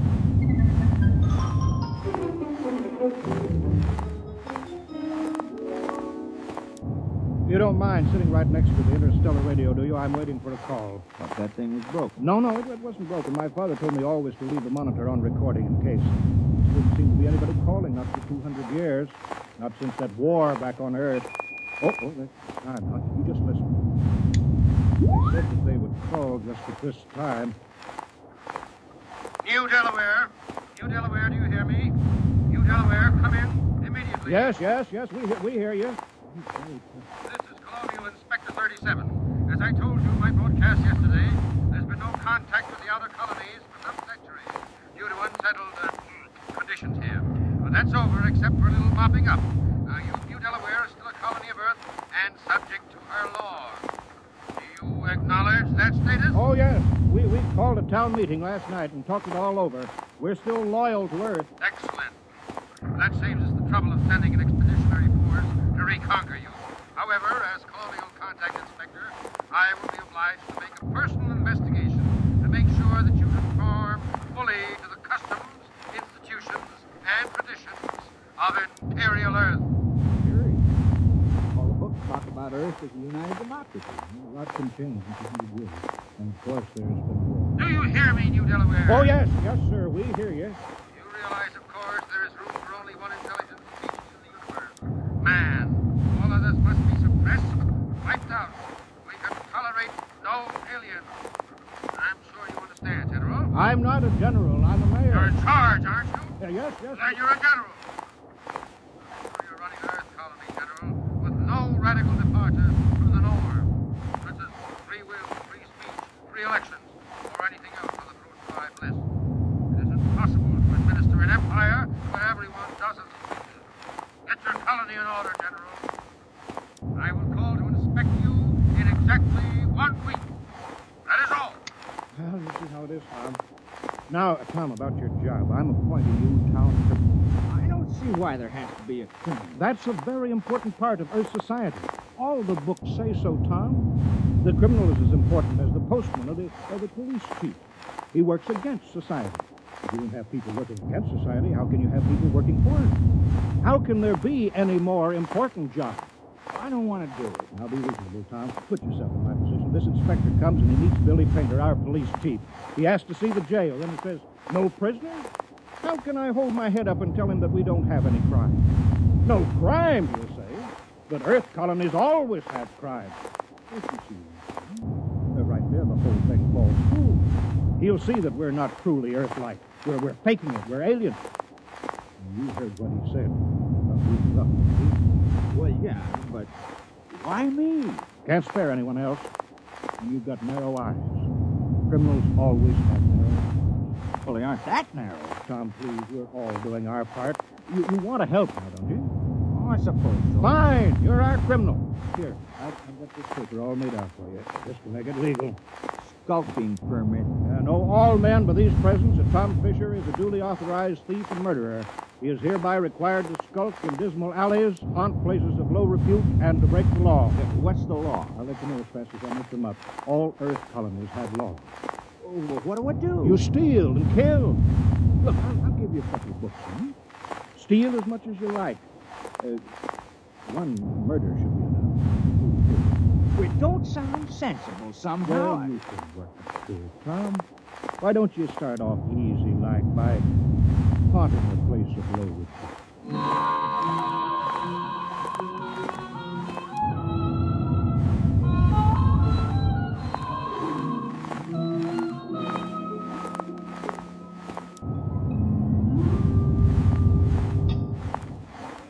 Hello, Tom. I hear you're our official criminal now. That's right. I have a beer. How's it going? Well, I've been studying.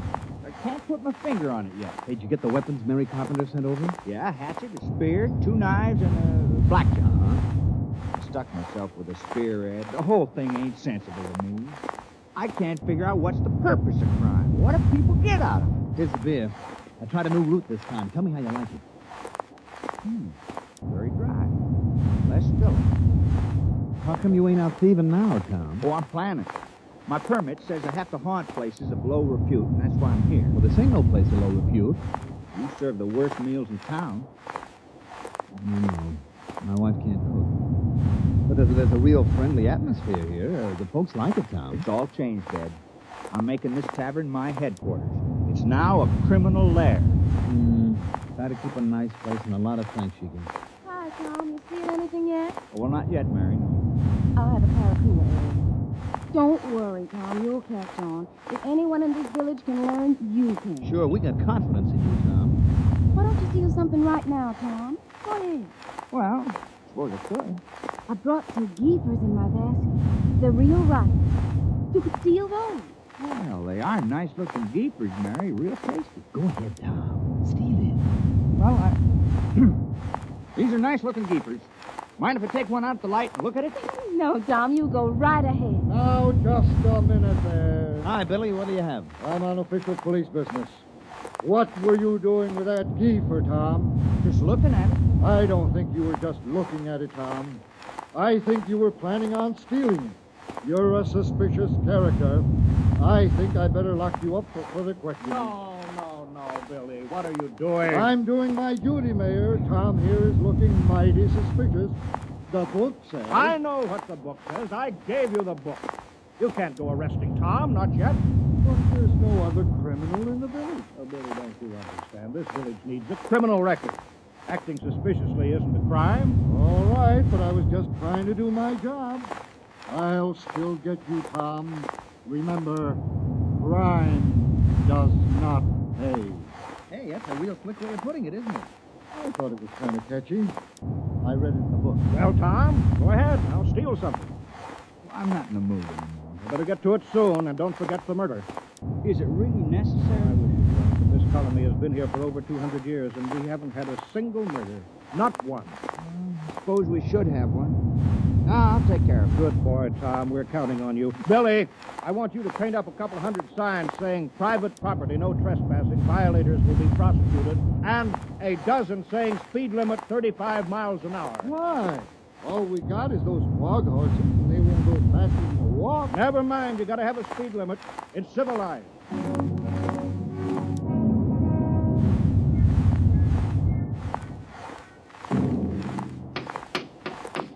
Well, that's the last of the signs, Billy. You might as well get some sleep. Aren't you going home, Mayor? No, I've got to get out to Fred Farmers. I appointed him postmaster. Since nobody ever sent letters around here, I promised to help him write all those letters. Well, good night, Mayor. I guess I better be making my rounds. Yeah, good night, Billy. Who's that? Tom? Tom Fisher? You out thieving? Who's there? Don't move, or I'll shoot. Hey, Tom, come back. It's the town criminal, Ed. I think I heard him robbing your house. Yeah? He's made his getaway now, but don't you worry.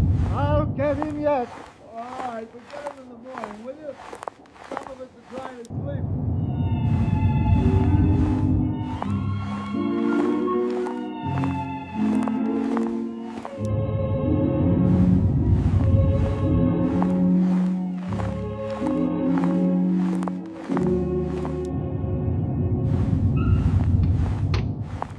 Morning, Marv. How's the schoolhouse coming? Fair. Would have come along better if I had my saw. Your saw? Yeah. Left it leaning against my door last night. Wasn't there this morning, Tom. Oh, yeah, your saw. Well, you know how it is, Marv.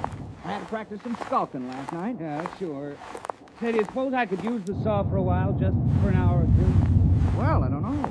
It's legally stolen, you know. Well, I'd give it back. I wouldn't keep anything that was legally stolen. Well, it's in the house with the rest of the loot. Okay, I'll go borrow it. Tom, I've been looking for you. Morning, Mayor. Did you steal my bronze plaque? I certainly did. Oh, I was wrong. You did it just in time. You see up there? What? Up there, the black dot near the rim of the sun. Oh, what is it? I bet it's the inspector's ship. You got your murder plan? Time is running short, Tom. The inspector may land any hour now. That darn radio's been yapping at me something about a revolt at Deng-4, and all Earth colonies are to prepare for conscription, whatever that is. So let's get that killing over with. I don't know, though. Murder? Now, look, Tom, criminals on Earth commit dozens of murders a day and think nothing of it. All this village wants to do is one little killing. Is that too much to ask? Now, who will it be, Tom? I guess I'll kill George Water. Why? Why? Why not? What's your motive? I thought you just wanted a murder. Who said anything about a motive? We can't have a fake murder. On Earth, every murderer has a motive. Well, I don't like the way George walks, never did, and he's noisy. No. That might be good enough for the crime of passion, but you're a legal criminal. Tom, you're ruthless, cold-blooded, and cunning. You can't kill someone just because you don't like the way he walks. That's silly. I better think the whole thing. Well, don't take too long. Oh, and Tom, don't forget to leave clues. They're very important.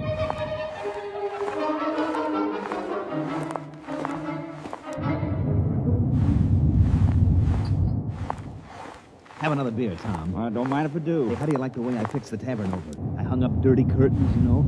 That makes it a dismal retreat. If I figured if this was going to be your headquarters, it ought to be a real criminal's lair.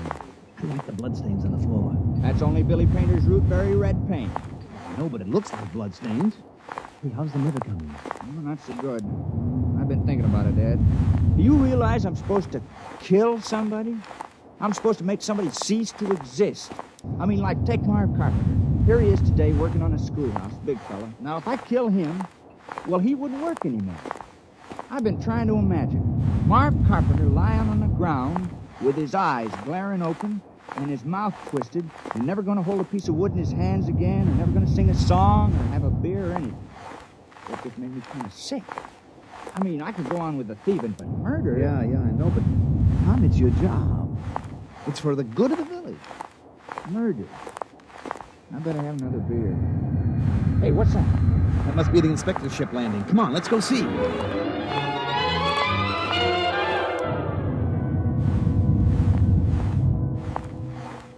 Perimeter guard, advance. Set up portable generators and rocket launchers. All personnel restricted to immediate area of the ship. Sidearms to be worn at all times. And guards at battle station. Welcome to New Delaware. Thank you, General. I'm the inspector.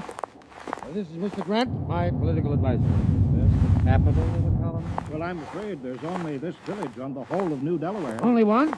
Now, Grant, I told you when we surveyed the planet we were wasting our time. Patience, there's always an advantage in every situation. If you gentlemen are ready... Ready? You're going to inspect our village, aren't you? Inspect? I can see it all. Of course, General, we're ready.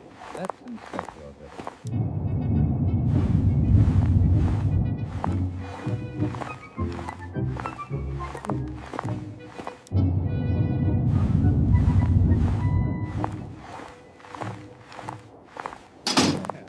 You see, we've got it all. Jail, post office, church, little red schoolhouse. Oh, we're very normal. Very earthy. Grant, I have my efficiency rating to think of. This place is worthless. No smelting, no heavy industry, no atomics, no taxation, no... They don't have anything. I wouldn't say that, Inspector. If you'll excuse us, General. Of course. I'll be downgraded at the next colonial board. Why, this place is a utopia. It's subversive. We ought to blow it right out of the sky. No, don't be despondent, Inspector. But this whole trip is a total waste of time. Not entirely. New Delaware has a very important commodity for us. What? You saw them? Hulking peasants? Nothing but farmers. Yes, strong, healthy farmers with cannon fodder. But... Oh. Ooh, let me take it. General. That's right. How many able young men are there in the village between the ages of 15 and 16? Why? You see, General, Imperial Earth is engaged in a war. Colonies in Deng 4 are revolting against the authority of Mother Earth. Oh, I'm sorry to hear that. We need good, healthy fighting men. Our reserves are depleted. We wish to give all loyal colonists a chance to fight for Mother Earth. We're sure you don't refuse. Most colonies welcome a little conscription. Cleanses the blood. Reduces crime. Crime? Oh, I thought that would come up. We've taken care of that.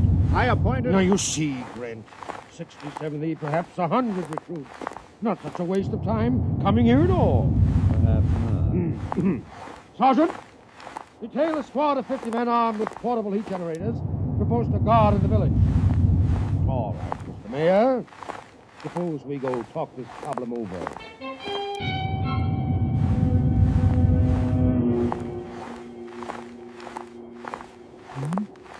Tom, you out there? Yeah. I've been scuffing out here all day. I'm hungry. I brought you supper. The mayor sent you a message to me and said to hurry up at the murder. He's installing the inspector and that nasty little Brent man, but they're going to ask him. They're sure to. All right. I'll get around to it tonight.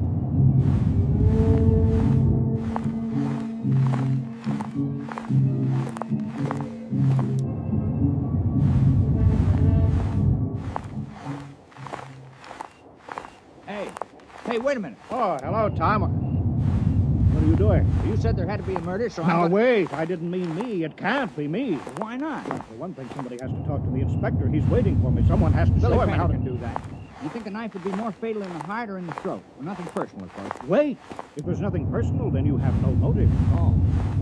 Well, I guess I could think of one. I've been pretty sore about you appointing me town criminal. It was the mayor who appointed you, wasn't it? Well, sure. And look, I'm not a mayor anymore. I'm a general. Look, with stars, gold braid. Well, what's that got to do with it? Well, you missed the ceremony this afternoon, Tom. The inspector said I had to wear a general's uniform. It was a very friendly ceremony. All the Earthmen were grinning. They were winking at me and at each other. Oh, congratulations. But you were the mayor when you appointed me criminal, so my motive still holds. Yes, but killing a general isn't murder. It's mutiny. Oh, I'm sorry. That's all right. It's just that I've read up on it, and you haven't. Well, I better get back. The inspector wants a lot of the men that he can grab. Are you sure this murder is necessary? Oh, yes, absolutely. Just not me.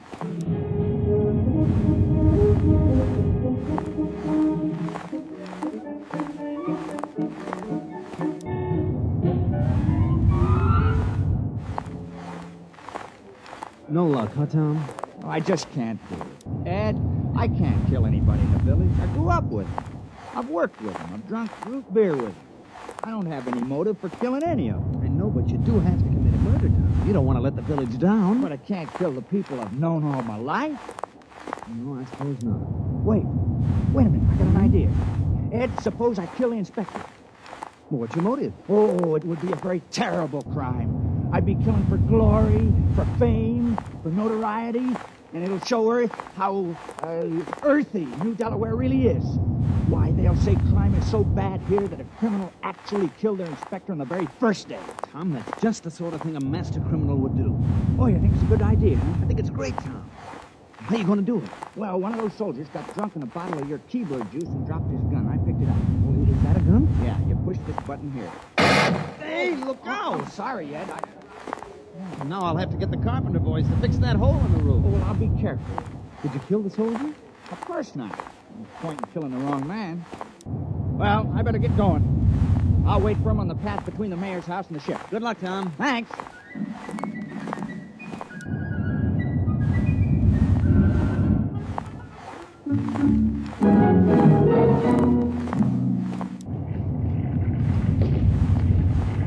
Up, 2, 3, 4. Keep in line there. Ah, what a sloppy crew. All left feet. Well, it's a nice night's work. With those landing parties dying like flies, we can use every new man we can get. Don't say that. What, are you afraid the mayor will hear me? Don't be ridiculous. A completely passive population. Sheep-like, obedient. Look at them. No two of them in step. What do you expect from backwood agrarians? Wait till those sergeants get hold of them at the base. They'll whip them into first-class fighting men in no time. Halt! Stand and deliver! What's that? Why, it's Tom.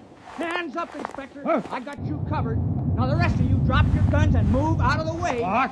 Now, see here. Now, go on, now, drop those guns. Now, what's the meaning of this? And who are you? Tom Fisher. I'm the town criminal.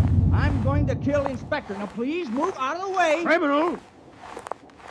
Well, that's what the mayor was prattling about. Now, I know we haven't had any murders in 200 years, but I'm changing that now. Now, move out of the way. Well, I suppose I'd better get out of the line of fire. No, wait a minute, wait. Now, don't move.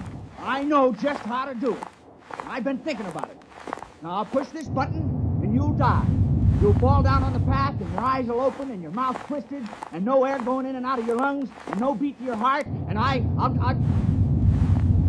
can't do it. Here's your gun. Take it. I don't want it. Quick!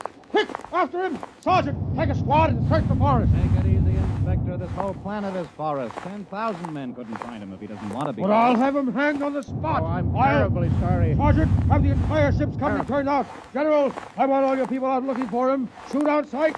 Kill him instantly. Oh, we couldn't do that. Although we appreciate the compliment. What? That man... He's a criminal. That's what I'm trying to explain. I appointed him. We had to have... You what? You mean you had no criminals? Well, I'm afraid not. Oh, I'm terribly ashamed. You see, we knew how uncivilized we were. That's why we did it. I'm dreadfully embarrassed that Tom... Why did you give the assignment to that particular man? Well, I figured if anyone could kill, Tom could. He's a fisherman, you know. Pretty gory work. Oh. And he wasn't able to kill the inspector. Well, we just haven't had to kill anything for 200 years except fish. The only animals on New Delaware are small grass eaters, and they're not good to eat, so we never kill any of them. Then the rest of you would be equally unable to kill? We wouldn't even get as far as Tom. I want that man found. Forget about it, Inspector. What?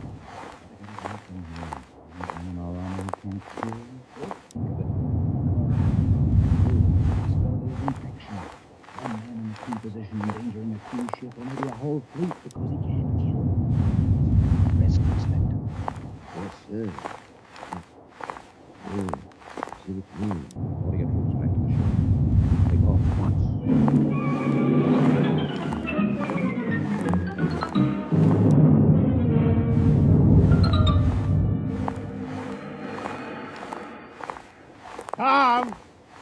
Tom, you can come out now.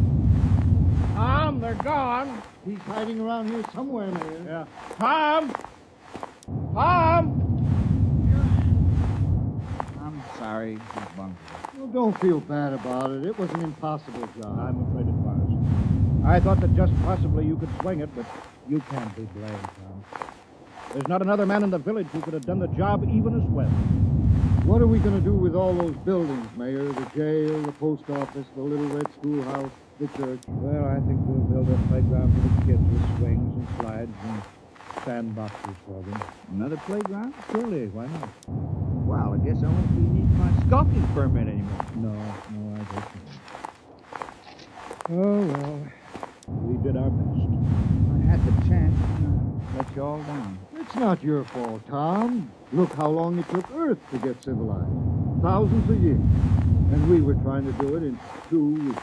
Well, we'll just have to go back to being uncivilized. Yeah. Well, we better get back to the village. Looks like rain. Well, soon I'll start fishing again. Say. What is it, Tom? Well, it's too late now, but it's too bad I didn't think of it before. I might have been able to go through with it. Think of what, Tom? I think I could have done it. If I'd only had the sense to think of the inspector as a fish. Well, too late now. Guess he's just a big one. Gotta wait.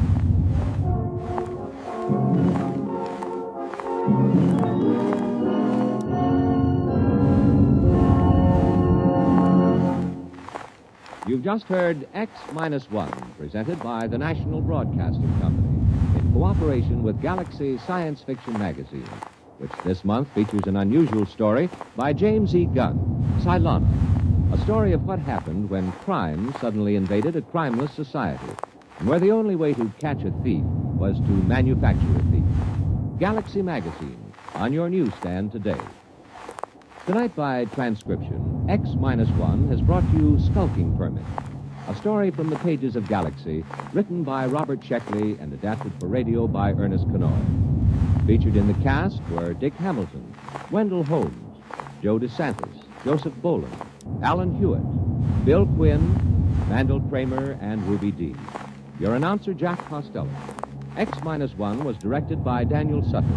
It is an NBC Radio Network production.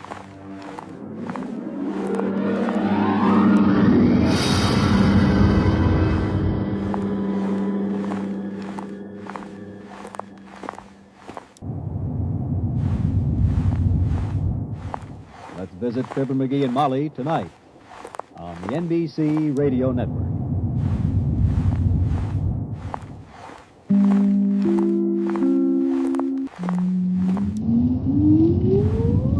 Countdown for blast off. X-5, 4, 3, 2, X-1, fire.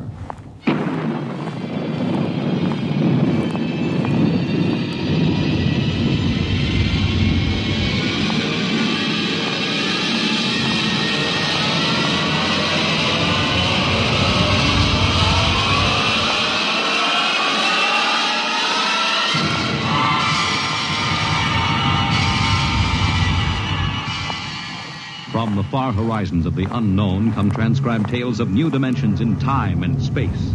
These are stories of the future, adventures in which you'll live in 1,000,000 could-be years on 1,000 maybe worlds. The National Broadcasting Company, in cooperation with Street and Smith, publishers of astounding science fiction, presents X, minus, one.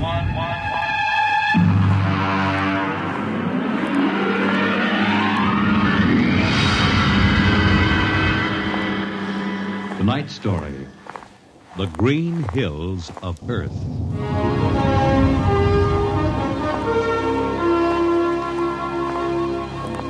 The men who pioneer the trade routes of the world, the sailors of the clipper ships, the whaling men, railroaders, black gangs on the tramp steamers, all have their own stories and song about dangers and struggles of their lives.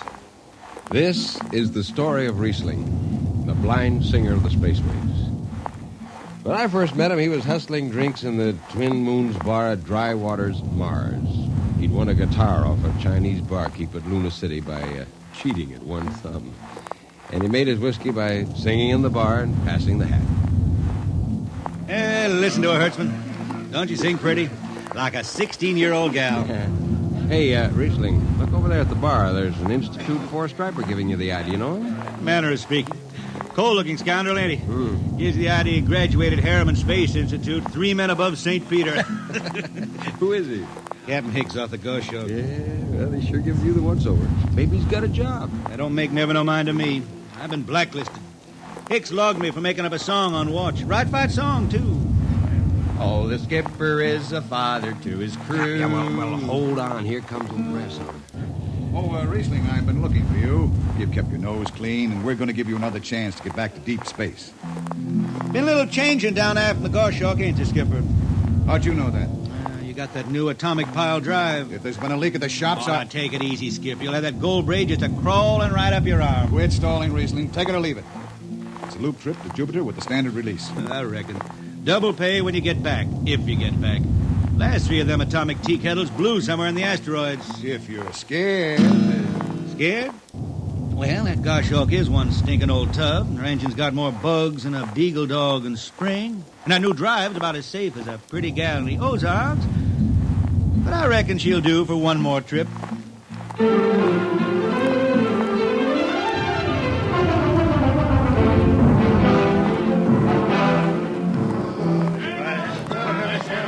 Welcome home, Riesling. Hi, Jimmy Legs.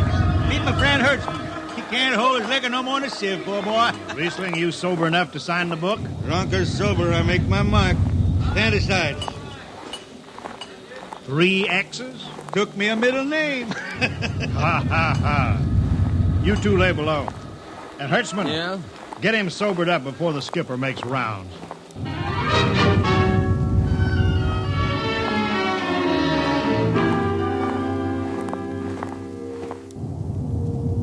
Cargo stowed, Captain. Fuel lines away and ready. Good, Casey. What's that? What it? Oh, that's a guitar, I guess. If it's that shoeless hillbilly, I'm going to tell him... Hi, Skipper. Riesling, what the devil are you doing up here? That number 2 jet ain't fit. Cadmium dampers are warped. Crooked like a turtle's back. Well, why tell me? Tell the chief engineer. I did. He says they'll hold. Well? He's wrong. Oh, he's wrong, eh? He's got a Harriman Institute degree in electronics and power. And some drunk space rat says he's wrong. Skipper, I was damping jets when that shirt-tailed tad wore pins for buttons. I got no time for you, Riesling. Scratch your name off the book. No, don't get excited. Well, are you shipping or not? I reckon. Then get below. That's all. Casey, sound takeoff. Aye, sir. Come on, boy.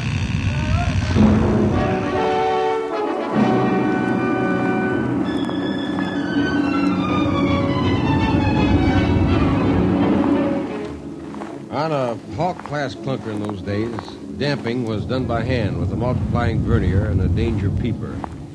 Jetmen slept with one ear tuned to that, and as long as the peeper ticked off slow and steady, we knew the ship was safe. For a while.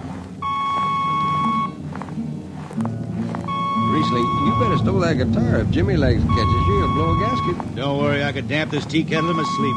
How's number 2? All right, so far. Say, did you ever hear that song about Hicks? The one that got me blacklisted? Oh, the skipper is the father of his crew. A gentle guide and light to me and you. But on Mars he likes his women if they walk or if they're swimming. Or if they got 6 arms instead of 2.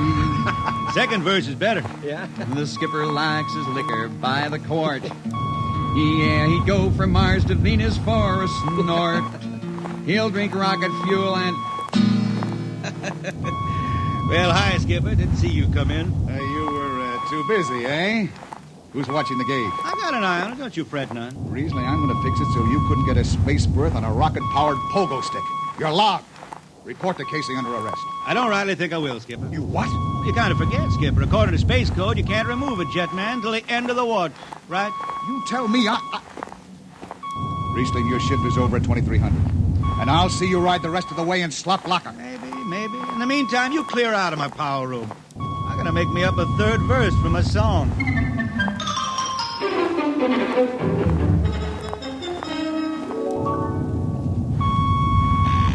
Yeah, I got it.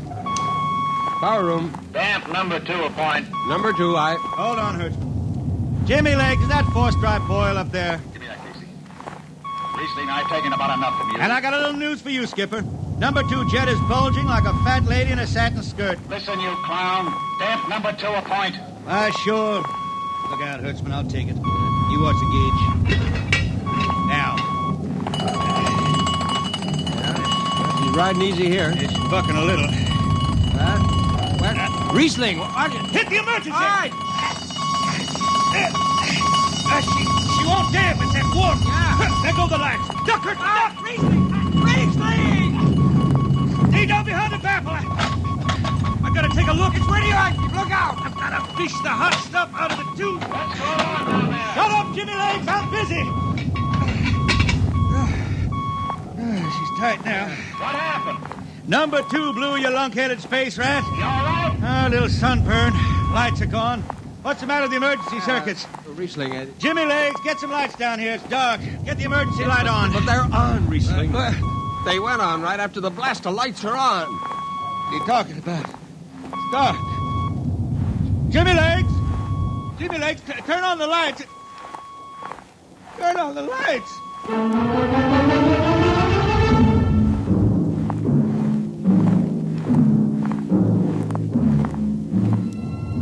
That blue, radioactive glow from the jets was the last thing Riesling ever saw.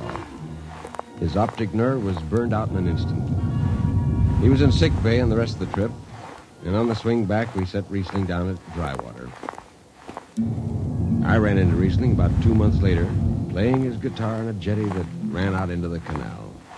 He had a dirty rag tied over his eyes with a jetman's knot, and his hat was on the wharf beside him.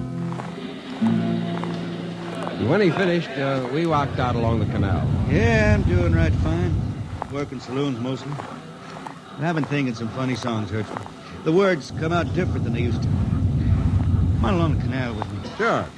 Here, take my arm. I know the way. That's another funny thing, Hertzman. I figure I know it better than other folks. Look back there, towards the city. What do you see? New factory buildings? You could smell them from here. I still remember them old Martian towers, old before Bible times on Earth. Thin and graceful like the fairy palaces my old grandma used to tell about down home in the hills. Yeah, they torn them down now, or else blocked them up with cinder blocks. Hertzman, when I stand out here in the canal, I can see it the way it used to be. The water ice blue and stars shining up out of it. Way off there, the city with a tower sweeping up like a bird flying off a tree. I can see it. Now it's the dirtiest stinkhole in the system. Not to me. Listen, Hertzman. Won't tire the race that raised the towers, forgotten are their lores. Long gone the gods who shed the tears that lap these crystal shores. Slow beats the time-worn heart of Mars beneath this icy sky. The thin air whispers voicelessly that all who live must die.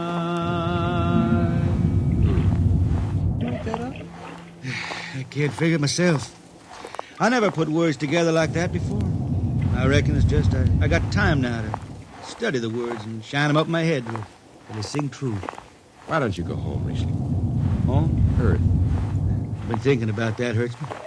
When I was a young'un down in the Ozarks, I used to climb a big old oak tree my daddy had in the dooryard. You could see the hills for miles, green and cool. I've been thinking about that. Well, why don't you go back then? Someday, Hertzman, but I couldn't face those hills now. I couldn't stand to see black when I knew there was lying all around me, cool and green in the sun. I couldn't stand that.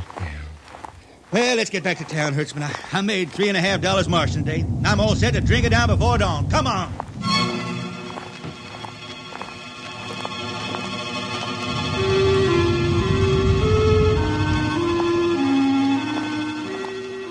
I lost track of Riesling after that. I shipped out in a slow freight for the convict class for Luna. And he hitched a hike to Venusberg in an ore ship in the Triplanet run. So he beat around the system. Venusberg to Layport to Drywater to New Shanghai and back. Any spaceport was his home, and no skipper refused to lift the extra mass of Riesling and his guitar. He made up his song sitting out watches down in the power rooms with old shipmates, while the monotonous beat of the jets shook the whole place. Hear the jets. Hear the jets. Hear them snarl at your back when you're stretched on the rack. Hear the jets. Feel the pain in your ship. Feel the strain in your grip. Hear the jets. Feel her rise. Feel her drive. Straining steel come alive on her jets. On her jets.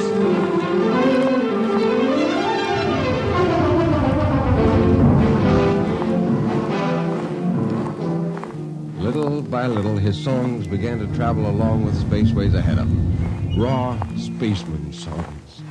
A different kind of song. Strange, sad songs, like the ones you find printed in the Centennial editions. Well, there's one called Dark Star Passing and Death Song of a Weed Coal. And then finally, The Green Hills of Earth.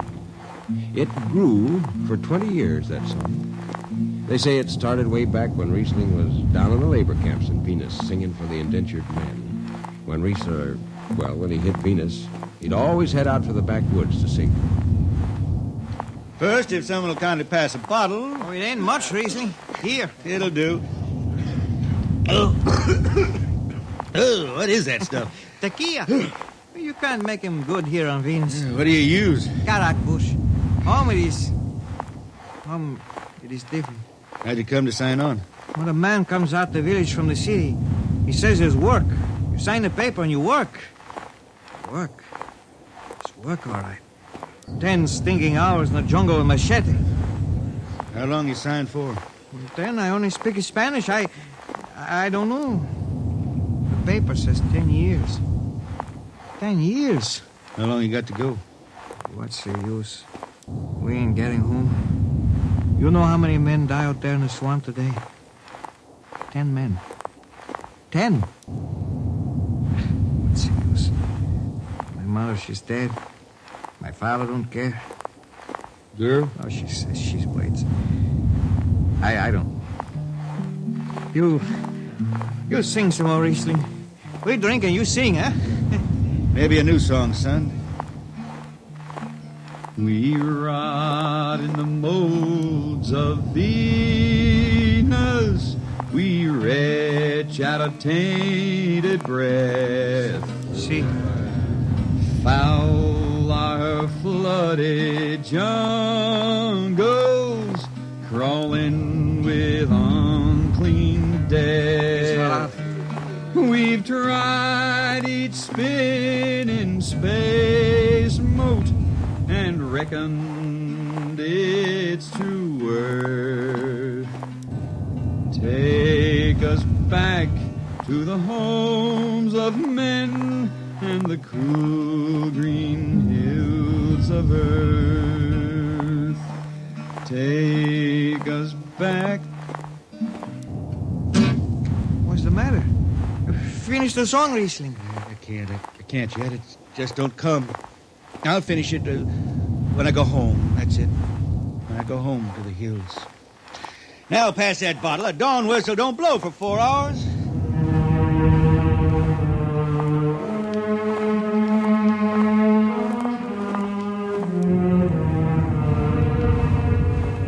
That's where the Green Hills started. And I was there when it was finished. It was 20 years after that. And there wasn't a man flying or on the beach that hadn't heard of Riesling and his songs. He was getting old now for a spaceman. He was a familiar figure through the system. Tall, gaunt, with that dirty bandage tied across his blind eyes. I was a chief jetman then on the old Falcon.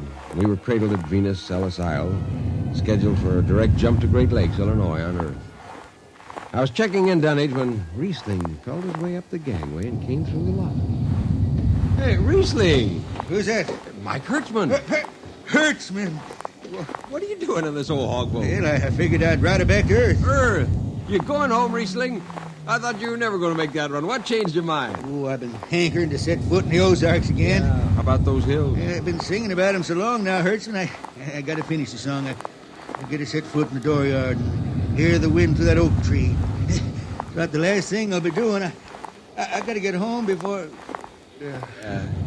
Look, Riesling, There's a new company policy in effect now. No more deadhead rides. A new code book's in force. Oh, that don't bother me none. I'm riding her back to Earth. I'm going to finish my song, and it's got to be there. Yeah, but the skipper's one of them youngsters fresh out of Harriman Institute cadet training. He'll throw the book at you. At me?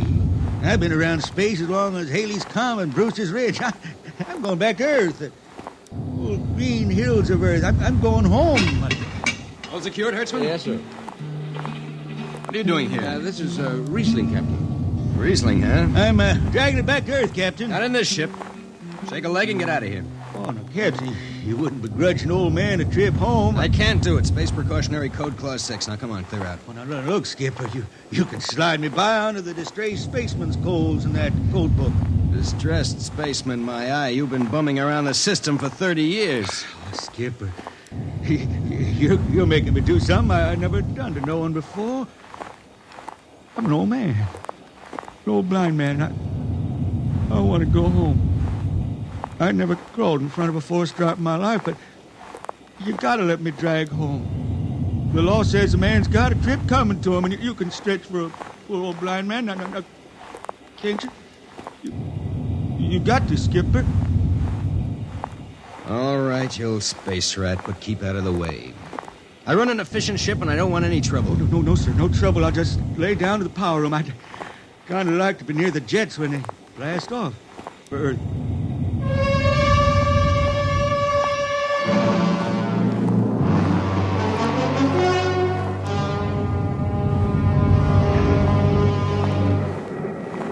Sit down, Riesling. Take a load of you. Hey, thanks, Mac. Power room, fire 3. Aye, sir.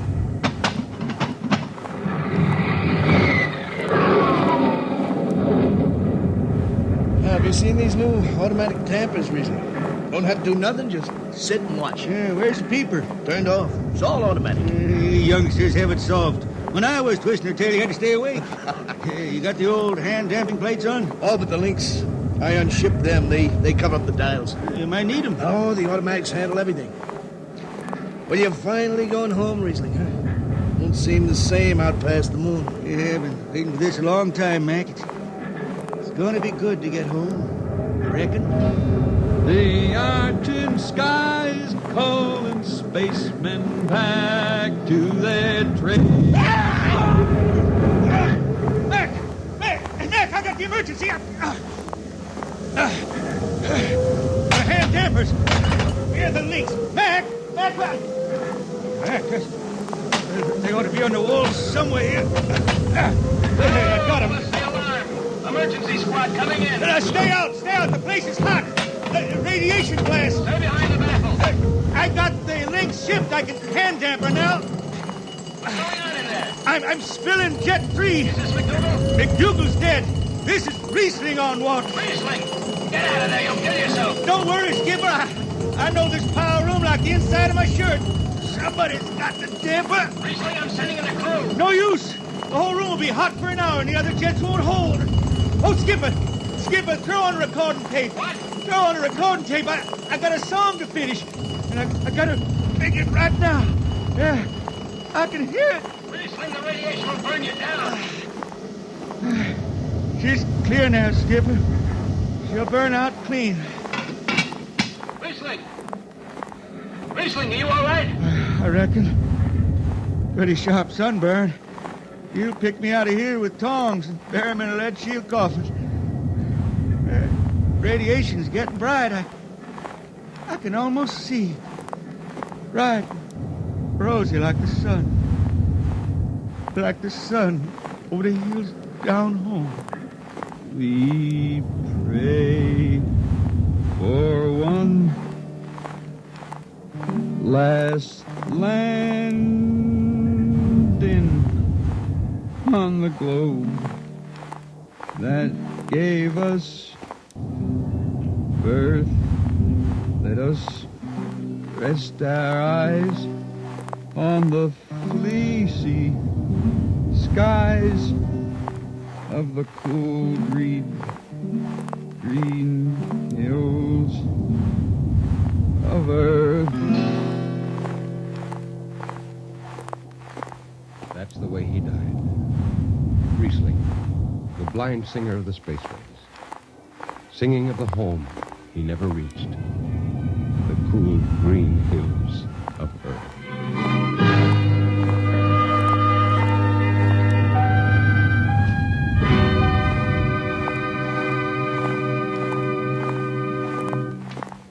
You have just heard X-1, transcribed by the National Broadcasting Company in cooperation with Street and Smith, publishers of astounding science fiction. Tonight's story, The Green Hills of Earth, written by Robert Heinlein and adapted for radio by Ernest Kenoy. Featured in the cast were Ken Williams as Riesling, Nelson Almstead as Hertzman, Matt Crowley as Hicks, Wendell Holmes as Casey, Bill Griffiths as Rodriguez, Bill Lipton as the skipper, and William Zuckert as McDougal. Original music for Riesling songs was written and sung by Tom Glazer. Your announcer, Fred Collins. X-1 was directed by Fred Way and is an NBC Radio Network production.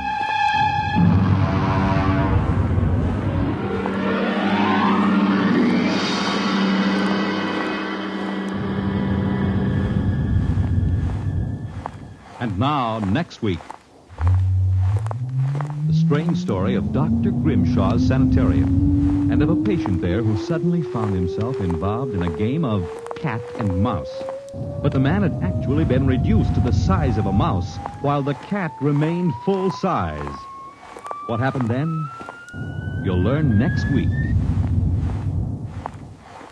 Convicts tell their true stories on The Loser, tonight over most NBC radio stations.